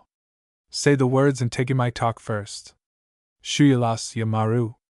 Skywater ending. River come to. What a lot of new sounds. I don't see how we can draw them. But I do, said Tegami. Just attend a minute, Taffy, and we won't do any more today. We've got Shuya all right, haven't we? But this loss is a teaser. La, and he waved his shark tooth. There's the hissy snake at the end and the carp mouth before the snake, as. We only want la-la, said Taffy. I know it, but we have to make la-la, and we're the first people in all the world who've ever tried to do it, Taff am I. Well, said Taffy, yawning, for she was rather tired. Loss means breaking or finishing as well as ending, doesn't it? So it does, said Tegemai. To loss means that there's no water in the tank for Mummy to cook with, just when I'm going hunting, too. And sure loss means that your spear is broken. If I'd only thought of that instead of drawing silly beaver pictures for the stranger. La, la, said Tegemai, waving his stick and frowning. Oh bother! I could have drawn sure quite easily, Taffy went on. Then I'd have drawn your spear all broken, this way, and she drew. 14. The very thing, said Tegemai. That's la all over. It isn't like any of the other marks either, and he drew this. 15. Now for ya. Oh, we've done that before. Now for Maru. Mum. Mum shuts one's mouth up, doesn't it? We'll draw a shut mouth like this, and he drew. 16. Then the carp mouth open. That makes ma. But what about this RRR thing, Taffy? It sounds all rough and edgy, like your shark-tooth saw when you're cutting out a plank for the canoe, said Taffy. You mean all sharp at the edges, like this, said Tegemai. And he drew. 17. Exactly, said Taffy. But we don't want all those teeth, only put 2. I'll only put in 1, said Tegemai. If this game of ours is going to be what I think it will, the easier we make our sound pictures the better for everybody. And he drew. 18. Now we've got it, said Tegemai, standing on one leg. I'll draw 'em all in a string like fish. Hadn't we better put a little bit of stick or something between each word, so's they won't rub up against each other and jostle, same as if they were carps? Oh, I'll leave a space for that, said her daddy. And very excitedly he drew them all without stopping, on a big new bit of birch bark. 19. Shuyalasumaru, said Taffy, reading it out sound by sound. That's enough for today, said Tegemai. Besides, you're getting tired, Taffy. Never mind, dear. We'll finish it all tomorrow, and then we'll be remembered for years and years after the biggest trees you can see are all chopped up for firewood. So they went home, and all that evening Tegemai sat on one side of the fire and Taffy on the other, drawing yas and yos and shoes and shurs in the smoke on the wall and giggling together till her mummy said, Really, Tegemai, you're worse than my Taffy. Please don't mind, said Taffy. It's only our secret surprise, Mummy dear, and we'll tell you all about it the very minute it's done. But please don't ask me what it is now, or else I'll have to tell. So her mummy most carefully didn't, and bright and early next morning Tegemai went down to the river to think about new sound pictures, and when Taffy got up she saw Yalas, water is ending or running out, chalked on the side of the big stone water tank, outside the cave. Said Taffy. These picture sounds are rather a bother. Daddy's just as good as come here himself and told me to get more water for Mummy to cook with. She went to the spring at the back of the house and filled the tank from a bark bucket, and then she ran down to the river and pulled her daddy's left ear, the one that belonged to her to pull when she was good. Now come along and we'll draw all the leftover sound pictures, said her daddy, and they had a most exciting day of it, and a beautiful lunch in the middle, and 2 games of romps. When they came to tea, Taffy said that as her name, and her daddy's, and her mummy's all began with that sound, they should draw a sort of family group of themselves holding hands. That was all very well to draw once or twice, but when it came to drawing it 6 or 7 times, Taffy and Tegemai drew it scratchier and scratchier, till at last the T sound was only a thin long Tegemai with his arms out to hold Taffy and to Shumai. You can see from these 3 pictures partly how it happened. 20, 21, 22. Many of the other pictures were much too beautiful to begin with, especially before lunch, but as they were drawn over and over again on birch bark, they became plainer and easier, till at last even Tegemai said he could find no fault with them.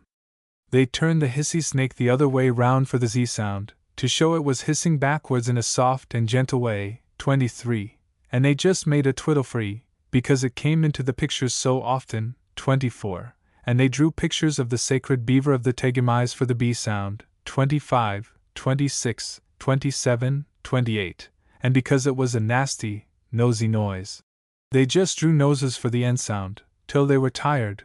29. And they drew a picture of the big lake pike's mouth for the greedy GA sound. 30. And they drew the pike's mouth again with a spear behind it for the scratchy, hurdy caw sound. 31. And they drew pictures of a little bit of the winding Waggy River for the nice windy wah sound. 32. 33. And so on and so forth and so following till they had done and drawn all the sound pictures that they wanted, and there was the alphabet, all complete. And after thousands and thousands and thousands of years, and after hieroglyphics and demotics, and nilotics, and cryptics, and cufics, and runics, and dorics, and ionics, and all sorts of other ricks and tricks, because the wounds, and the neguses, and the akuns, and the repositories of tradition would never leave a good thing alone when they saw it, the fine old easy, understandable alphabet A, B, C, D, E, and the rest of them, got back into its proper shape again for all best beloveds to learn when they are old enough. But I remember Tegumai Bopsalai, and Taphami Metalamai and Teshumai Tuandro, her dear mummy, and all the days gone by. And it was so, just so, a little time ago, on the banks of the big Waggy, the crab that played with the sea. Before the high and far-off times, O my best beloved, came the time of the very beginnings, and that was in the days when the eldest magician was getting things ready. First he got the earth ready, then he got the sea ready, and then he told all the animals that they could come out and play. And the animals said, O eldest magician, what shall we play at? And he said, I will show you. He took the elephant, all the elephant there was, and said, play at being an elephant, and all the elephant there was played. He took the beaver, all the beaver there was, and said, play at being a beaver, and all the beaver there was played.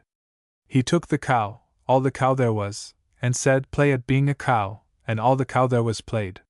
He took the turtle, all the turtle there was, and said, play at being a turtle, and all the turtle there was played. One by one he took all the beasts and birds and fishes and told them what to play at. But towards evening, when people and things grow restless and tired, there came up the man, with his own little girl-daughter? Yes, with his own best beloved little girl-daughter sitting upon his shoulder, and he said, what is this play, eldest magician? And the eldest magician said, Ho, son of Adam, this is the play of the very beginning, but you are too wise for this play. And the man saluted and said, Yes, I am too wise for this play, but see that you make all the animals obedient to me. Now, while the two were talking together, Pow Amma the crab, who was next in the game, scuttled off sideways and stepped into the sea, saying to himself, I will play my play alone in the deep waters, and I will never be obedient to this son of Adam. Nobody saw him go away except the little girl-daughter where she leaned on the man's shoulder. And the play went on till there were no more animals left without orders, and the eldest magician wiped the fine dust off his hands and walked about the world to see how the animals were playing. He went north, best beloved, and he found all the elephant there was digging with his tusks and stamping with his feet in the nice new clean earth that had been made ready for him. Kuin, said all the elephant there was, meaning, is this right? Paya Kuin, said the eldest magician, meaning, that is quite right, and he breathed upon the great rocks and lumps of earth that all the elephant there was had thrown up, and they became the great Himalayan mountains, and you can look them out on the map. He went east, and he found all the cow there was feeding in the field that had been made ready for her, and she licked her tongue round a whole forest at a time, and swallowed it, and sat down to chew her cud. Kuin, said all the cow there was. Paya Kuin, said the eldest magician, and he breathed upon the bare patch where she had eaten, and upon the place where she had sat down, and one became the great Indian desert, and the other became the desert of Sahara, and you can look them out on the map. He went west, and he found all the beaver there was making a beaver dam across the mouths of broad rivers that had been got ready for him. Kuin, said all the beaver there was.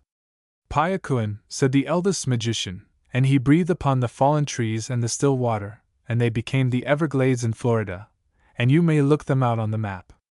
Then he went south and found all the turtle there was scratching with his flippers in the sand that had been got ready for him, and the sand and the rocks whirled through the air and fell far off into the sea. Kuin, said all the turtle there was.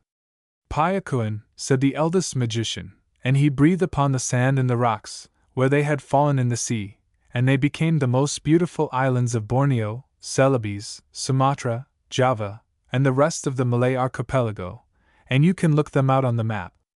By and by the eldest magician met the man on the banks of the Perak River, and said, "Ho! Son of Adam, are all the animals obedient to you?" "Yes," said the man.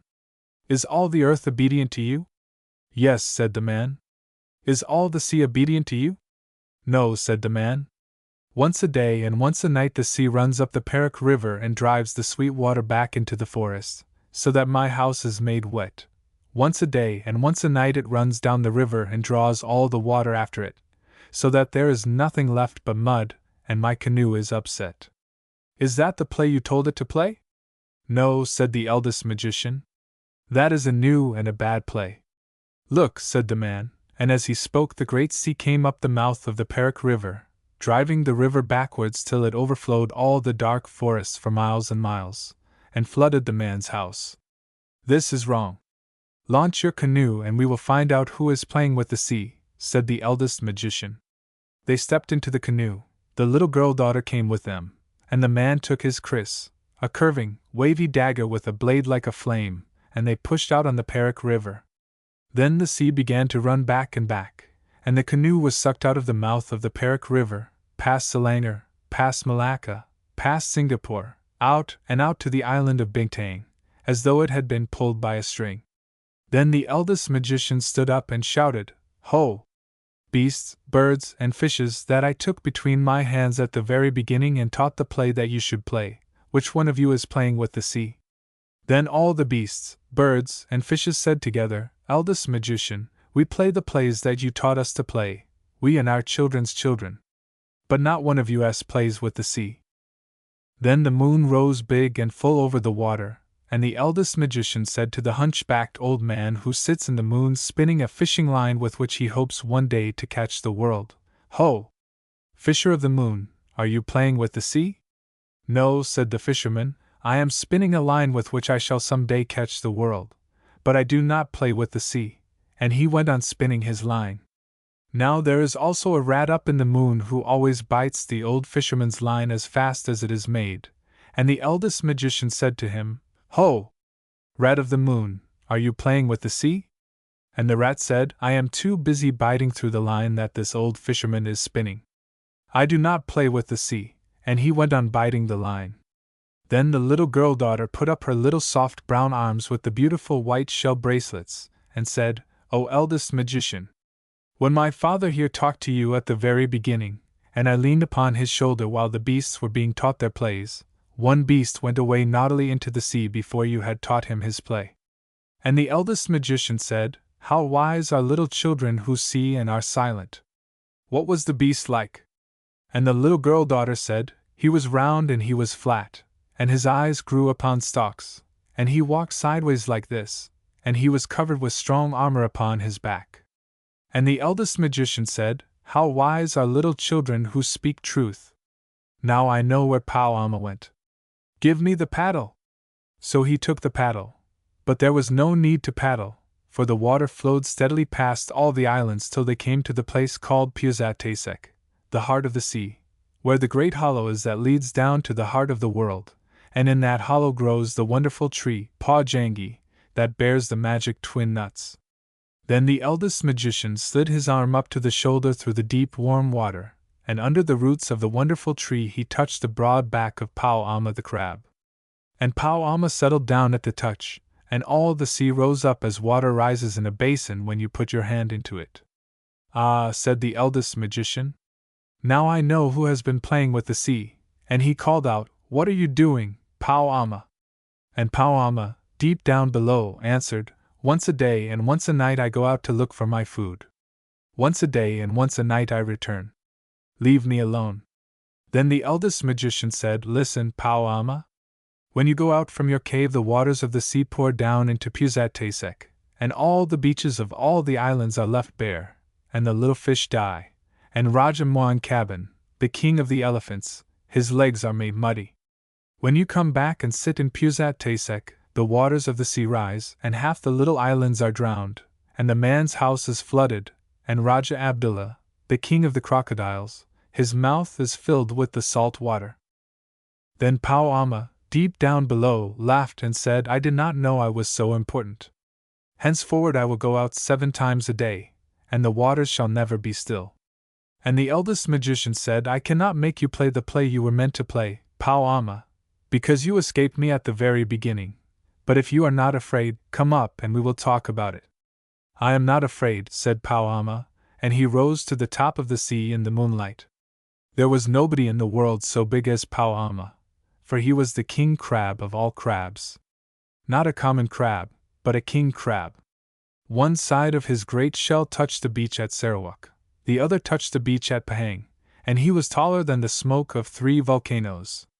As he rose up through the branches of the wonderful tree, he tore off one of the great twin fruits, the magic double kernel nuts that make people young, and the little girl daughter saw it bobbing alongside the canoe, and pulled it in and began to pick out the soft eyes of it with her little golden scissors.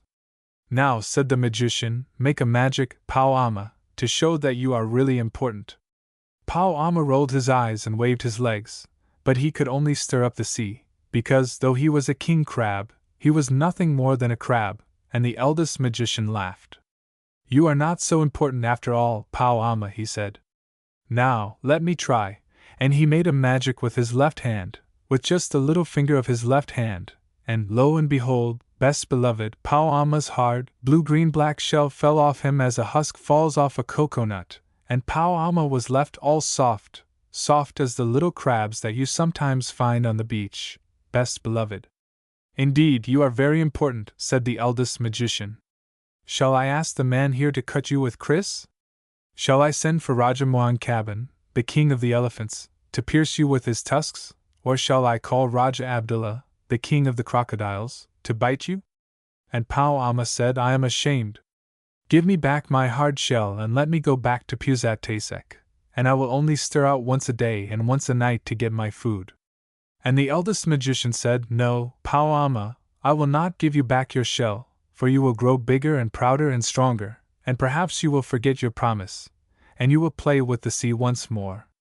Then Pauama said, What shall I do? I am so big that I can only hide in Pusat Tasek, and if I go anywhere else, all soft as I am now, the sharks and the dogfish will eat me. And if I go to Pusat Tasek, all soft as I am now, though I may be safe, I can never stir out to get my food, and so I shall die. Then he waved his legs and lamented. Listen, Pauama, said the eldest magician. I cannot make you play the play you were meant to play, because you escaped me at the very beginning. But if you choose, I can make every stone and every hole and every bunch of weed in all the seas a safe Pusat Tasek for you and your children for always. Then Pauama said, That is good, but I do not choose yet. Look! There is that man who talked to you at the very beginning. If he had not taken up your attention, I should not have grown tired of waiting and run away, and all this would never have happened. What will he do for me? And the man said, If you choose, I will make a magic, so that both the deep water and the dry ground will be a home for you and your children, so that you shall be able to hide both on the land and in the sea. And Pauama said, I do not choose yet. Look! There is that girl who saw me running away at the very beginning. If she had spoken then, the eldest magician would have called me back, and all this would never have happened.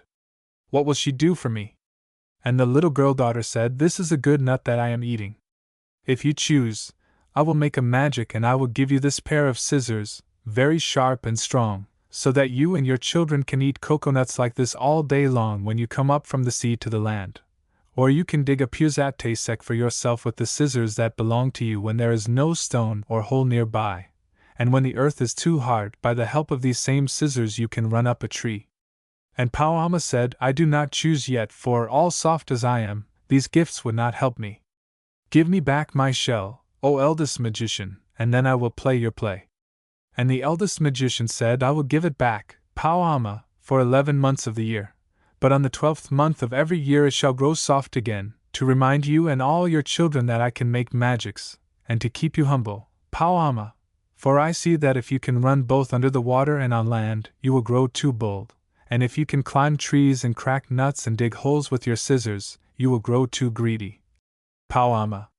Then Pauama thought a little and said, I have made my choice. I will take all the gifts. Then the eldest magician made a magic with the right hand, with all 5 fingers of his right hand, and lo and behold, best beloved, Pao Ama grew smaller and smaller and smaller, till at last there was only a little green crab swimming in the water alongside the canoe, crying in a very small voice, "Give me the scissors." And the girl daughter picked him up on the palm of her little brown hand, and sat him in the bottom of the canoe and gave him her scissors, and he waved them in his little arms, and opened them and shut them and snapped them, and said, "I can eat nuts. I can crack shells. I can dig holes. I can climb trees. I can breathe in the dry air, and I can find a safe Pusat Tasek under every stone. I did not know I was so important. Kun? Is this right?" "Payakun," said the eldest magician, and he laughed and gave him his blessing, and little Pao Ama scuttled over the side of the canoe into the water, and he was so tiny that he could have hidden under the shadow of a dry leaf on land or of a dead shell at the bottom of the sea. "Was that well done?" said the eldest magician. "Yes," said the man. "But now we must go back to Perak, and that is a weary way to paddle. If we had waited till Pao Ama had gone out of Pusat Tasek and come home, the water would have carried us there by itself." "You are lazy," said the eldest magician. "So your children shall be lazy. They shall be the laziest people in the world. They shall be called the Malazi, the lazy people." And he held up his finger to the moon and said, "O fisherman, here is the man too lazy to row home. Pull his canoe home with your line, fisherman." "No," said the man. "If I am to be lazy all my days, let the sea work for me twice a day forever. That will save paddling." And the eldest magician laughed and said, "Payakun, that is right." And the rat of the moon stopped biting the line, and the fisherman let his line down till it touched the sea, and he pulled the whole deep sea along, past the island of Bintang, past Singapore, past Malacca, past Selangor, till the canoe whirled into the mouth of the Perak River again. "Kuin?" said the fisherman of the moon. "Payakun," said the eldest magician. "See now that you pull the sea twice a day and twice a night forever, so that the Malazi fisherman may be saved paddling. But be careful not to do it too hard, or I shall make a magic on you as I did to Pao Ama." Then they all went up the Perak River and went to bed, best beloved. Now listen and attend. From that day to this the moon has always pulled the sea up and down, and made what we call the tides. Sometimes the fisher of the sea pulls a little too hard, and then we get spring tides, and sometimes he pulls a little too softly, and then we get what are called neap tides. But nearly always he is careful, because of the eldest magician. And Pao Ama? You can see when you go to the beach, how all Pao Ama's babies make little Pusat Taseks for themselves under every stone and bunch of weed on the sands. You can see them waving their little scissors, and in some parts of the world they truly live on the dry land and run up the palm trees and eat coconuts, exactly as the girl daughter promised. But once a year all Pao Amas must shake off their hard armor and be soft to remind them of what the eldest magician could do. And so it isn't fair to kill or hunt Pao Ama's babies just because old Pao Ama was stupidly rude a very long time ago. Oh yes! And Pao Ama's babies hate being taken out of their little Pusat Taseks and brought home in pickle bottles. That is why they nip you with their scissors, and it serves you right. Or if you can't wait till then, ask them to let you have the outside page of the Times, turn over to page 2 where it is marked shipping on the top left hand, then take the atlas, and that is the finest picture book in the world, and see how the names of the places that the steamers go to fit into the names of the places on the map. Any steamer kiddie ought to be able to do that, but if you can't read, ask someone to show it you. The cat that walked by himself. Hear and attend and listen, for this befell and behappened and became and was, O my best beloved, when the tame animals were wild. The dog was wild, and the horse was wild, and the cow was wild, and the sheep was wild, and the pig was wild as wild could be, and they walked in the wet wild woods by their wild lones. But the wildest of all the wild animals was the cat. He walked by himself, and all places were alike to him. Of course the man was wild too. He was dreadfully wild. He didn't even begin to be tame till he met the woman, and she told him that she did not like living in his wild ways. She picked out a nice dry cave, instead of a heap of wet leaves, to lie down in, and she strewed clean sand on the floor, and she lit a nice fire of wood at the back of the cave, and she hung a dried wild horse skin, tail down, across the opening of the cave, and she said, "Wipe your feet, dear, when you come in, and now we'll keep house." That night, best beloved, they ate wild sheep roasted on the hot stones, and flavored with wild garlic and wild pepper, and wild duck stuffed with wild rice and wild fenugreek and wild coriander, and marrow bones of wild oxen, and wild cherries, and wild grenadillas. Then the man went to sleep in front of the fire ever so happy, but the woman sat up, combing her hair. She took the bone of the shoulder of mutton, the big fat blade bone, and she looked at the wonderful marks on it, and she threw more wood on the fire, and she made a magic. She made the first singing magic in the world. Out in the wet wild woods all the wild animals gathered together where they could see the light of the fire a long way off, and they wondered what it meant. Then Wild Horse stamped with his wild foot and said, "O my friends and O my enemies, why have the man and the woman made that great light in that great cave, and what harm will it do us?" Wild Dog lifted up his wild nose and smelled the smell of roast mutton, and said, "I will go up and see and look, and say, for I think it is good." "Cat, come with me." "Nenny," said the cat. "I am the cat who walks by himself, and all places are alike to me." "I will not come." "Then we can never be friends again," said Wild Dog, and he trotted off to the cave. But when he had gone a little way the cat said to himself, "All places are alike to me. Why should I not go too and see and look and come away at my own liking?" So he slipped after Wild Dog softly, very softly, and hid himself where he could hear everything. When Wild Dog reached the mouth of the cave he lifted up the dried horse skin with his nose and sniffed the beautiful smell of the roast mutton, and the woman, looking at the blade bone, heard him, and laughed, and said, "Here comes the first. Wild thing out of the wild woods, what do you want?" Wild Dog said, "O my enemy and wife of my enemy, what is this that smells so good in the wild woods?" Then the woman picked up a roasted mutton bone and threw it to Wild Dog, and said, "Wild thing out of the wild woods, taste and try." Wild Dog gnawed the bone, and it was more delicious than anything he had ever tasted, and he said, "O my enemy and wife of my enemy, give me another." The woman said, "Wild thing out of the wild woods, help my man to hunt through the day and guard this cave at night, and I will give you as many roast bones as you need." "Ah," said the cat, listening, "this is a very wise woman, but she is not so wise as I am." Wild Dog crawled into the cave and laid his head on the woman's lap, and said, "O my friend and wife of my friend, I will help your man to hunt through the day, and at night I will guard your cave."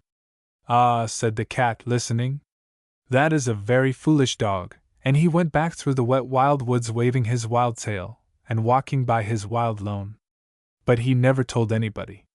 When the man waked up he said, "What is Wild Dog doing here?" And the woman said, "His name is not Wild Dog any more, but the first friend, because he will be our friend for always and always and always. Take him with you when you go hunting." Next night the woman cut great green armfuls of fresh grass from the water meadows, and dried it before the fire, so that it smelt like new mown hay, and she sat at the mouth of the cave and plaited a halter out of horsehide, and she looked at the shoulder of mutton bone, at the big broad blade bone, and she made a magic. She made the second singing magic in the world. Out in the wild woods all the wild animals wondered what had happened to Wild Dog, and at last Wild Horse stamped with his foot, and said, "I will go and see and say why Wild Dog has not returned." "Cat, come with me." "Nenny," said the cat. "I am the cat who walks by himself, and all places are alike to me." "I will not come." But all the same he followed Wild Horse softly, very softly, and hid himself where he could hear everything. When the woman heard Wild Horse tripping and stumbling on his long mane, she laughed and said, "Here comes the second. Wild thing out of the wild woods, what do you want?" Wild Horse said, "O my enemy and wife of my enemy, where is Wild Dog?" The woman laughed, and picked up the blade bone and looked at it, and said, "Wild thing out of the wild woods, you did not come here for Wild Dog, but for the sake of this good grass." And Wild Horse, tripping and stumbling on his long mane, said, "That is true, give it me to eat." The woman said, "Wild thing out of the wild woods, bend your wild head and wear what I give you, and you shall eat the wonderful grass 3 times a day." Ah, said the cat, listening, this is a clever woman, but she is not so clever as I am. Wild Horse bent his wild head, and the woman slipped the plaited hide halter over it, and Wild Horse breathed on the woman's feet and said, O my mistress, and wife of my master, I will be your servant for the sake of the wonderful grass. Ah, said the cat, listening, that is a very foolish horse, and he went back through the wet wild woods, waving his wild tail and walking by his wild lone. But he never told anybody. When the man and the dog came back from hunting, the man said, What is Wild Horse doing here? And the woman said, His name is not Wild Horse any more, but the first servant, because he will carry us from place to place for always and always and always. Ride on his back when you go hunting. Next day, holding her wild head high that her wild horns should not catch in the wild trees, Wild Cow came up to the cave, and the cat followed, and hid himself just the same as before, and everything happened just the same as before, and the cat said the same things as before, and when Wild Cow had promised to give her milk to the woman every day in exchange for the wonderful grass, the cat went back through the wet wild woods waving his wild tail and walking by his wild lone, just the same as before. But he never told anybody. And when the man and the horse and the dog came home from hunting and asked the same questions same as before, the woman said, Her name is not Wild Cow any more, but the giver of good food. She will give us the warm white milk for always and always and always, and I will take care of her while you and the first friend and the first servant go hunting. Next day the cat waited to see if any other wild thing would go up to the cave, but no one moved in the wet wild woods, so the cat walked there by himself, and he saw the woman milking the cow, and he saw the light of the fire in the cave, and he smelt the smell of the warm white milk. Cat said, O my enemy and wife of my enemy, where did Wild Cow go? The woman laughed and said, Wild thing out of the wild woods, go back to the woods again, for I have braided up my hair, and I have put away the magic blade bone, and we have no more need of either friends or servants in our cave. Cat said, I am not a friend, and I am not a servant. I am the cat who walks by himself, and I wish to come into your cave. Woman said, Then why did you not come with first friend on the first night? Cat grew very angry and said, Has Wild Dog told tales of me? Then the woman laughed and said, You are the cat who walks by himself, and all places are alike to you. You are either a friend nor a servant. You have said it yourself. Go away and walk by yourself in all places alike. Then Cat pretended to be sorry and said, Must I never come into the cave? Must I never sit by the warm fire? Must I never drink the warm white milk? You are very wise and very beautiful. You should not be cruel even to a cat. Woman said, I knew I was wise, but I did not know I was beautiful. So I will make a bargain with you. If ever I say one word in your praise, you may come into the cave. And if you say 2 words in my praise, said the cat. I never shall, said the woman, but if I say 2 words in your praise, you may sit by the fire in the cave. And if you say 3 words, said the cat. I never shall, said the woman, but if I say 3 words in your praise, you may drink the warm white milk 3 times a day for always and always and always.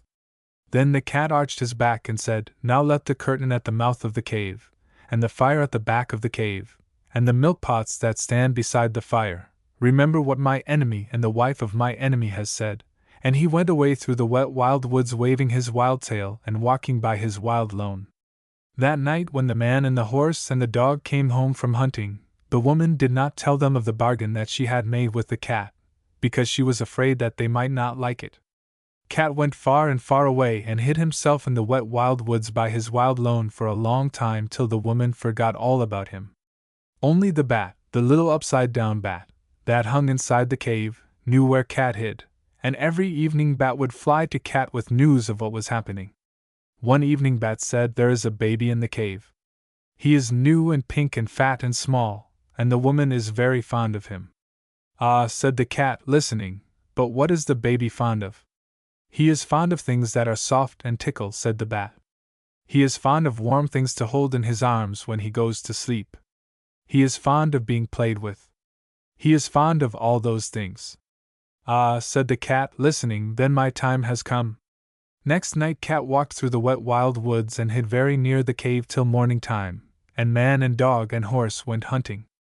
The woman was busy cooking that morning, and the baby cried and interrupted.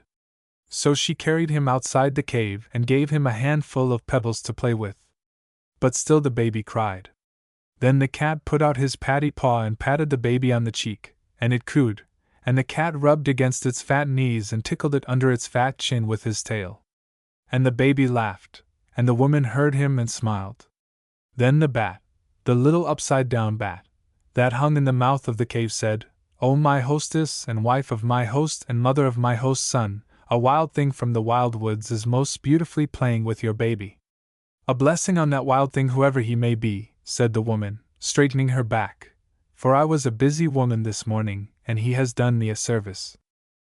That very minute and second, best beloved, the dried horse skin curtain that was stretched tail down at the mouth of the cave fell down, whoosh, because it remembered the bargain she had made with the cat, and when the woman went to pick it up, lo and behold, the cat was sitting quite comfy inside the cave. "O my enemy and wife of my enemy and mother of my enemy," said the cat, "it is I, for you have spoken a word in my praise, and now I can sit within the cave for always and always and always. But still I am the cat who walks by himself, and all places are alike to me." The woman was very angry, and shut her lips tight and took up her spinning wheel and began to spin. But the baby cried because the cat had gone away, and the woman could not hush it, for it struggled and kicked and grew black in the face. "O my enemy and wife of my enemy and mother of my enemy," said the cat, "take a strand of the wire that you are spinning and tie it to your spinning wheel and drag it along the floor, and I will show you a magic that shall make your baby laugh as loudly as he is now crying." "I will do so," said the woman, "because I am at my wit's end, but I will not thank you for it." She tied the thread to the little clay spindle whorl and drew it across the floor, and the cat ran after it, and patted it with his paws and rolled head over heels, and tossed it backward over his shoulder, and chased it between his hind legs and pretended to lose it, and pounced down upon it again, till the baby laughed as loudly as it had been crying, and scrambled after the cat and frolicked all over the cave till it grew tired and settled down to sleep with the cat in its arms. "Now," said the cat, "I will sing the baby a song that shall keep him asleep for an hour." And he began to purr, loud and low, low and loud, till the baby fell fast asleep. The woman smiled as she looked down upon the two of them and said, "That was wonderfully done. No question but you are very clever, O cat." That very minute and second, best beloved, the smoke of the fire at the back of the cave came down in clouds from the roof, puff, because it remembered the bargain she had made with the cat, and when it had cleared away, lo and behold, the cat was sitting quite comfy close to the fire. "O my enemy and wife of my enemy and mother of my enemy," said the cat, "it is I, for you have spoken a second word in my praise, and now I can sit by the warm fire at the back of the cave for always and always and always. But still I am the cat who walks by himself, and all places are alike to me." Then the woman was very, very angry, and let down her hair and put more wood on the fire and brought out the broad blade bone of the shoulder of mutton and began to make a magic that should prevent her from saying a third word in praise of the cat. It was not a singing magic, best beloved, it was a still magic, and by the cave grew so still that a little wee mouse crept out of a corner and ran across the floor. "O my enemy and wife of my enemy and mother of my enemy," said the cat, "is that little mouse part of your magic?" "Ow! Chee! No indeed," said the woman, and she dropped the blade bone and jumped upon the footstool in front of the fire, and braided up her hair very quick for fear that the mouse should run up it. "Ah," said the cat, watching, "then the mouse will do me no harm if I eat it?" "No," said the woman, braiding up her hair, "eat it quickly and I will ever be grateful to you." Cat made one jump and caught the little mouse, and the woman said, "100 thanks. Even the first friend is not quick enough to catch little mice as you have done. You must be very wise." That very moment and second, O best beloved, the milk pot that stood by the fire cracked in two pieces, FFFT, because it remembered the bargain she had made with the cat, and when the woman jumped down from the footstool, lo and behold, the cat was lapping up the warm white milk that lay in one of the broken pieces. "O my enemy and wife of my enemy and mother of my enemy," said the cat, "it is I, for you have spoken 3 words in my praise, and now I can drink the warm white milk 3 times a day for always and always and always. But still I am the cat who walks by himself, and all places are alike to me." Then the woman laughed and set the cat a bowl of the warm white milk and said, "O cat, you are as clever as a man, but remember that your bargain was not made with the man or the dog, and I do not know what they will do when they come home." "What is that to me?" said the cat. "If I have my place in the cave by the fire and my warm white milk 3 times a day, I do not care what the man or the dog can do." That evening, when the man and the dog came into the cave, the woman told them all the story of the bargain while the cat sat by the fire and smiled. Then the man said, "Yes, but he has not made a bargain with me or with all proper men after me." Then he took off his 2 leather boots and he took up his little stone axe, that makes 3, and he fetched a piece of wood and a hatchet, that is 5 altogether, and he set them out in a row and he said, "Now we will make our bargain. If you do not catch mice when you are in the cave for always and always and always, I will throw these 5 things at you whenever I see you, and so shall all proper men do after me." "Ah," said the woman, listening, "this is a very clever cat, but he is not so clever as my man." The cat counted the 5 things, and they looked very knobby, and he said, "I will catch mice when I am in the cave for always and always and always. But still I am the cat who walks by himself, and all places are alike to me." "Not when I am near," said the man. "If you had not said that last, I would have put all these things away for always and always and always. But I am now going to throw my 2 boots and my little stone axe, that makes 3, at you whenever I meet you. And so shall all proper men do after me." Then the dog said, "Wait a minute. He has not made a bargain with me or with all proper dogs after me." And he showed his teeth and said, "If you are not kind to the baby while I am in the cave for always and always and always, I will hunt you till I catch you, and when I catch you I will bite you. And so shall all proper dogs do after me." "Ah," said the woman, listening, "this is a very clever cat, but he is not so clever as the dog." Cat counted the dog's teeth, and they looked very pointed, and he said, "I will be kind to the baby while I am in the cave, as long as he does not pull my tail too hard, for always and always and always.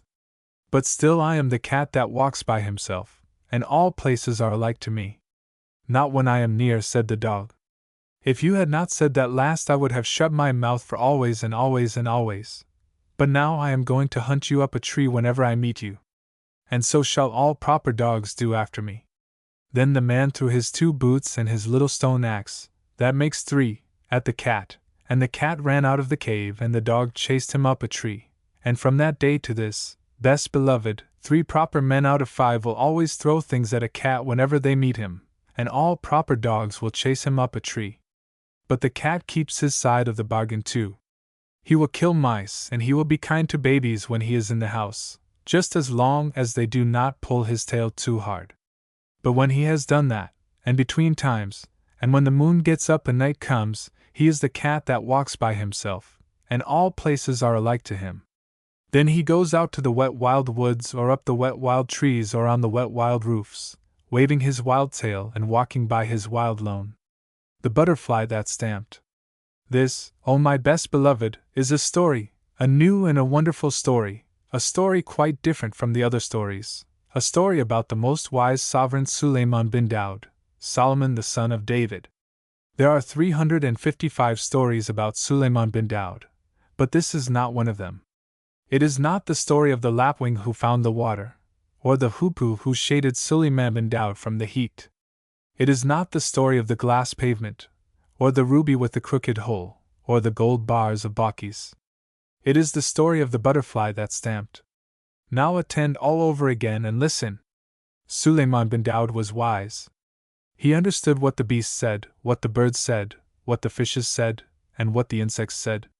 He understood what the rocks said deep under the earth when they bowed in towards each other and groaned, and he understood what the trees said when they rustled in the middle of the morning. He understood everything, from the bishop on the bench to the hyssop on the wall, and Bacchus, his head queen, the most beautiful queen Bacchus, was nearly as wise as he was. Suleiman bin Daud was strong. Upon the 3rd finger of the right hand he wore a ring. When he turned it once, afrits and jinns came out of the earth to do whatever he told them. When he turned it twice, Fairies came down from the sky to do whatever he told them, and when he turned it 3 times, the very great angel Azrael of the sword came dressed as a water carrier, and told him the news of the 3 worlds, above, below, and here. And yet Suleiman bin Daud was not proud. He very seldom showed off, and when he did he was sorry for it. Once he tried to feed all the animals in all the world in one day, but when the food was ready an animal came out of the deep sea and ate it up in 3 mouthfuls. Suleiman bin Daud was very surprised and said, "O animal, who are you?" And the animal said, "O king, live forever. I am the smallest of 30,000 brothers, and our home is at the bottom of the sea. We heard that you were going to feed all the animals in all the world, and my brothers sent me to ask when dinner would be ready." Suleiman bin Daud was more surprised than ever and said, "O animal, you have eaten all the dinner that I made ready for all the animals in the world." And the animal said, "O king, live forever. But do you really call that a dinner? Where I come from we each eat twice as much as that between meals." Then Suleiman bin Daud fell flat on his face and said, "O animal, I gave that dinner to show what a great and rich king I was, and not because I really wanted to be kind to the animals. Now I am ashamed, and it serves me right." Suleiman bin Daud was a really truly wise man, best beloved. After that he never forgot that it was silly to show off, and now the real story part of my story begins. He married ever so many wives. He married 999 wives, besides the most beautiful Bakis, and they all lived in a great golden palace in the middle of a lovely garden with fountains.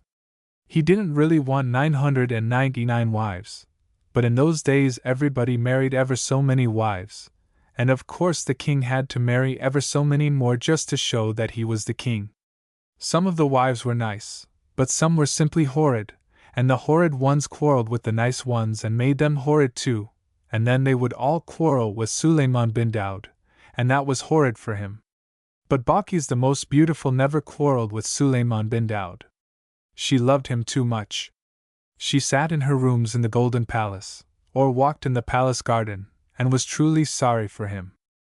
Of course, if he had chosen to turn his ring on his finger and call up the jinns and the afrits, they would have magicked all those 999 quarrelsome wives into white mules of the desert or greyhounds or pomegranate seeds.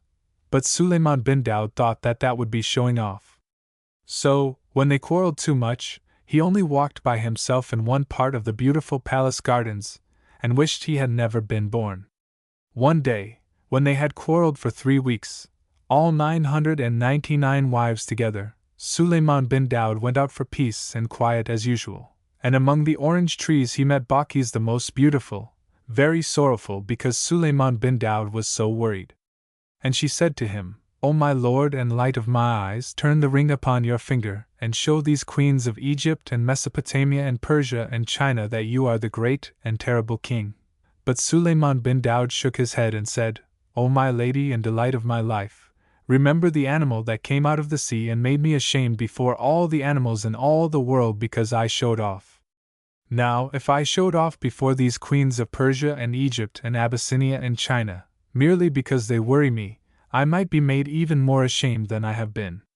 And Bakis the most beautiful said, "O my lord and treasure of my soul, what will you do?" And Suleiman bin Daud said, "O my lady and content of my heart, I shall continue to endure my fate at the hands of these 999 queens who vexed me with their continual quarreling." So he went on between the lilies and the loquats and the roses and the cannas and the heavy-scented ginger plants that grew in the garden, till he came to the great camphor tree that was called the camphor tree of Suleiman bin Daud. But Bakis hid among the tall irises and the spotted bamboos and the red lilies behind the camphor tree, so as to be near her own true love, Suleiman bin Daud. Presently 2 butterflies flew under the tree, quarreling. Suleiman bin Daud heard one say to the other, "I wonder at your presumption in talking like this to me. Don't you know that if I stamped with my foot all Suleiman bin Daud's palace, and this garden here would immediately vanish in a clap of thunder?" Then Suleiman bin Daud forgot his 999 bothersome wives, and laughed, till the camphor tree shook, at the butterfly's boast. And he held out his finger and said, "Little man, come here." The butterfly was dreadfully frightened, but he managed to fly up to the hand of Suleiman bin Daud, and clung there, fanning himself. Suleiman bin Daud bent his head and whispered very softly, "Little man, you know that all your stamping wouldn't bend one blade of grass. What made you tell that awful fib to your wife, for doubtless she is your wife?"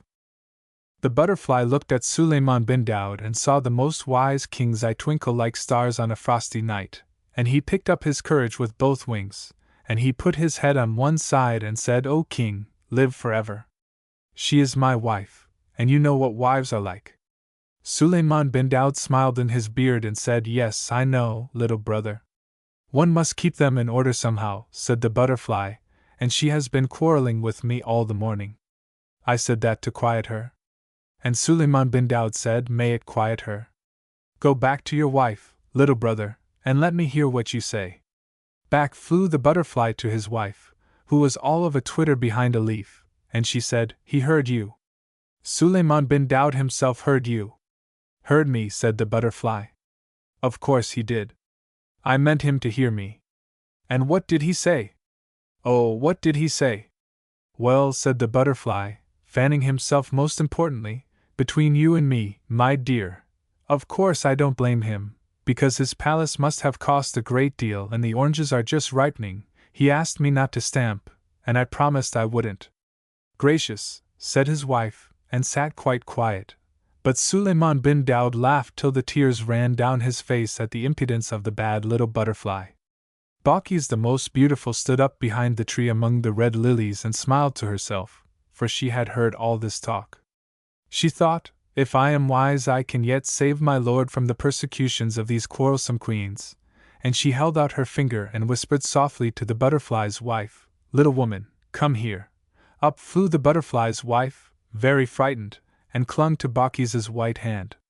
Balkis bent her beautiful head down and whispered, "Little woman, do you believe what your husband has just said?" The butterfly's wife looked at Balkis, and saw the most beautiful queen's eyes shining like deep pools with starlight on them, and she picked up her courage with both wings and said, "O queen, be lovely forever. You know what menfolk are like." And the queen Balkis, the wise Balkis of Sheba, put her hand to her lips to hide a smile and said, "Little sister, I know.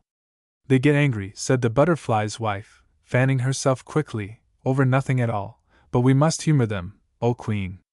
They never mean half they say.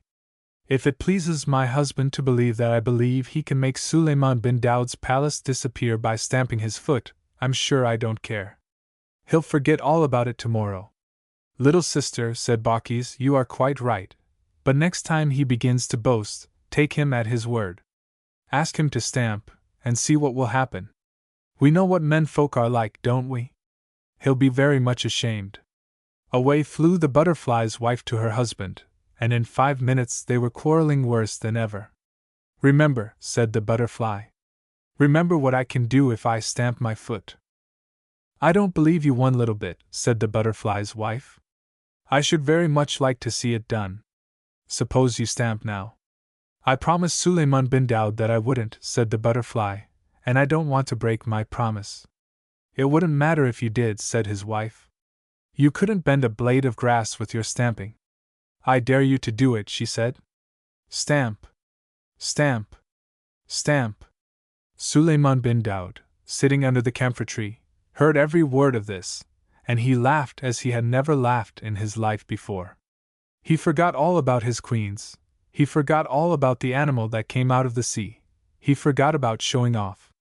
He just laughed with joy, and Balkis, on the other side of the tree, smiled because her own true love was so joyful. Presently the butterfly, very hot and puffy, came whirling back under the shadow of the camphor tree and said to Suleiman, "She wants me to stamp.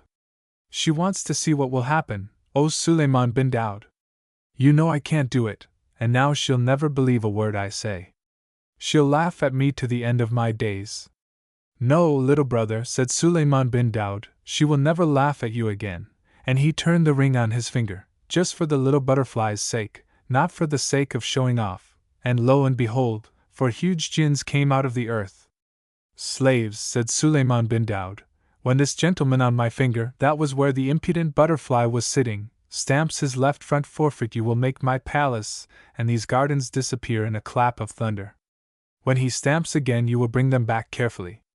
Now, little brother, he said, go back to your wife and stamp all you've a mind to.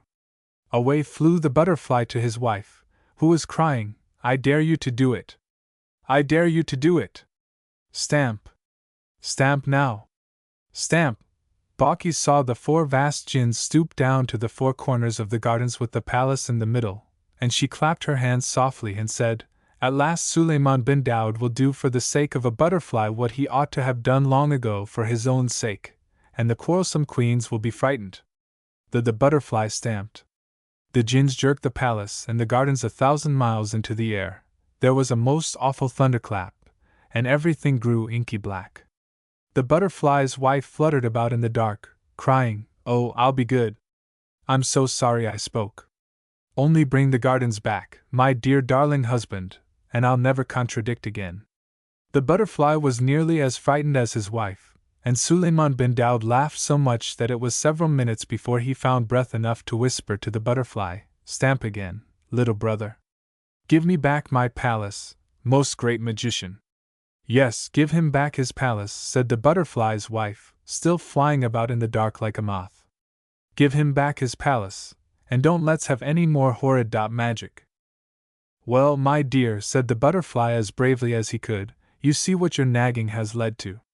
Of course it doesn't make any difference to me, I'm used to this kind of thing, but as a favor to you and to Suleiman bin Daud I don't mind putting things right. So he stamped once more, and that instant the jinns let down the palace and the gardens, without even a bump. The sun shone on the dark green-orange leaves, the fountains played among the pink Egyptian lilies, the birds went on singing, and the butterfly's wife lay on her side under the camphor tree waggling her wings and panting, Oh, I'll be good. I'll be good. Suleiman bin Daud could hardly speak for laughing. He leaned back all weak and hiccupy, and shook his finger at the butterfly and said, O great wizard, what is the sense of returning to me my palace if at the same time you slay me with mirth? Then came a terrible noise, for all the 999 queens ran out of the palace shrieking and shouting and calling for their babies.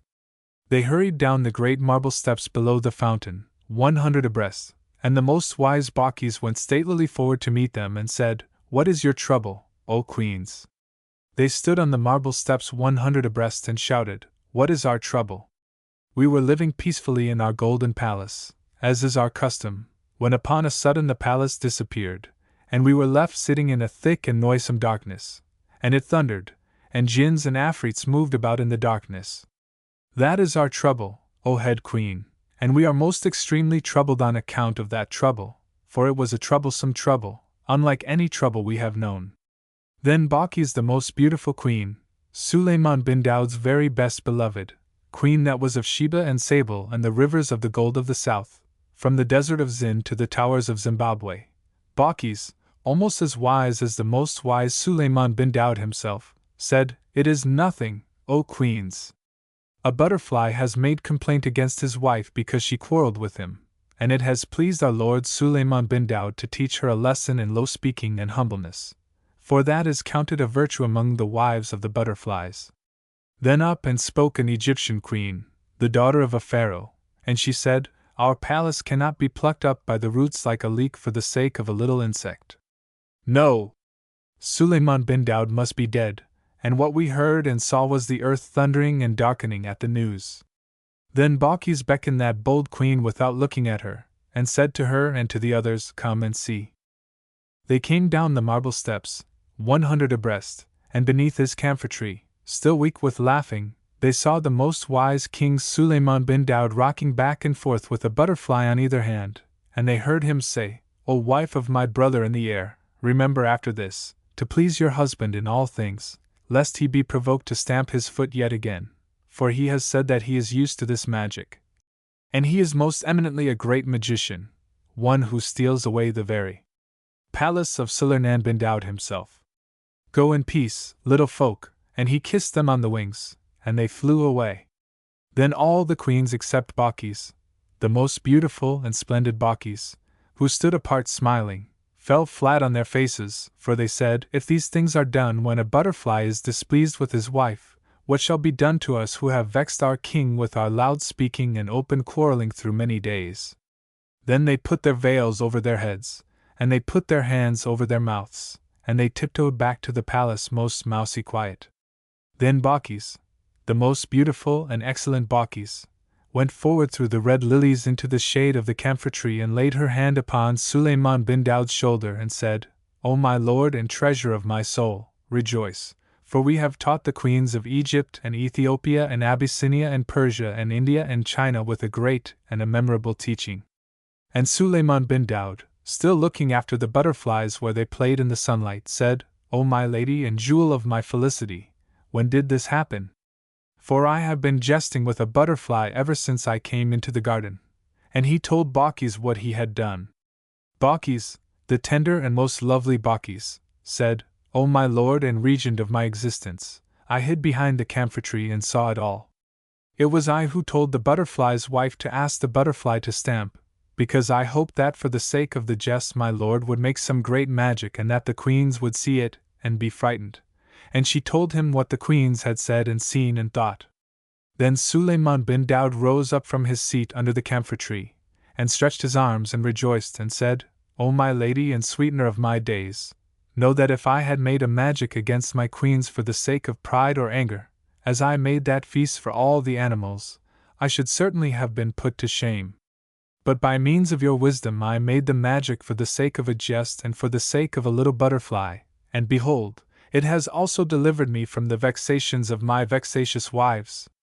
Tell me, therefore, O my lady and heart of my heart, how did you come to be so wise?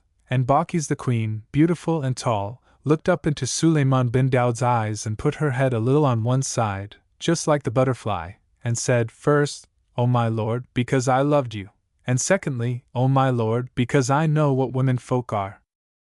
Then they went up to the palace and lived happily ever afterwards. But wasn't it clever of Baucis?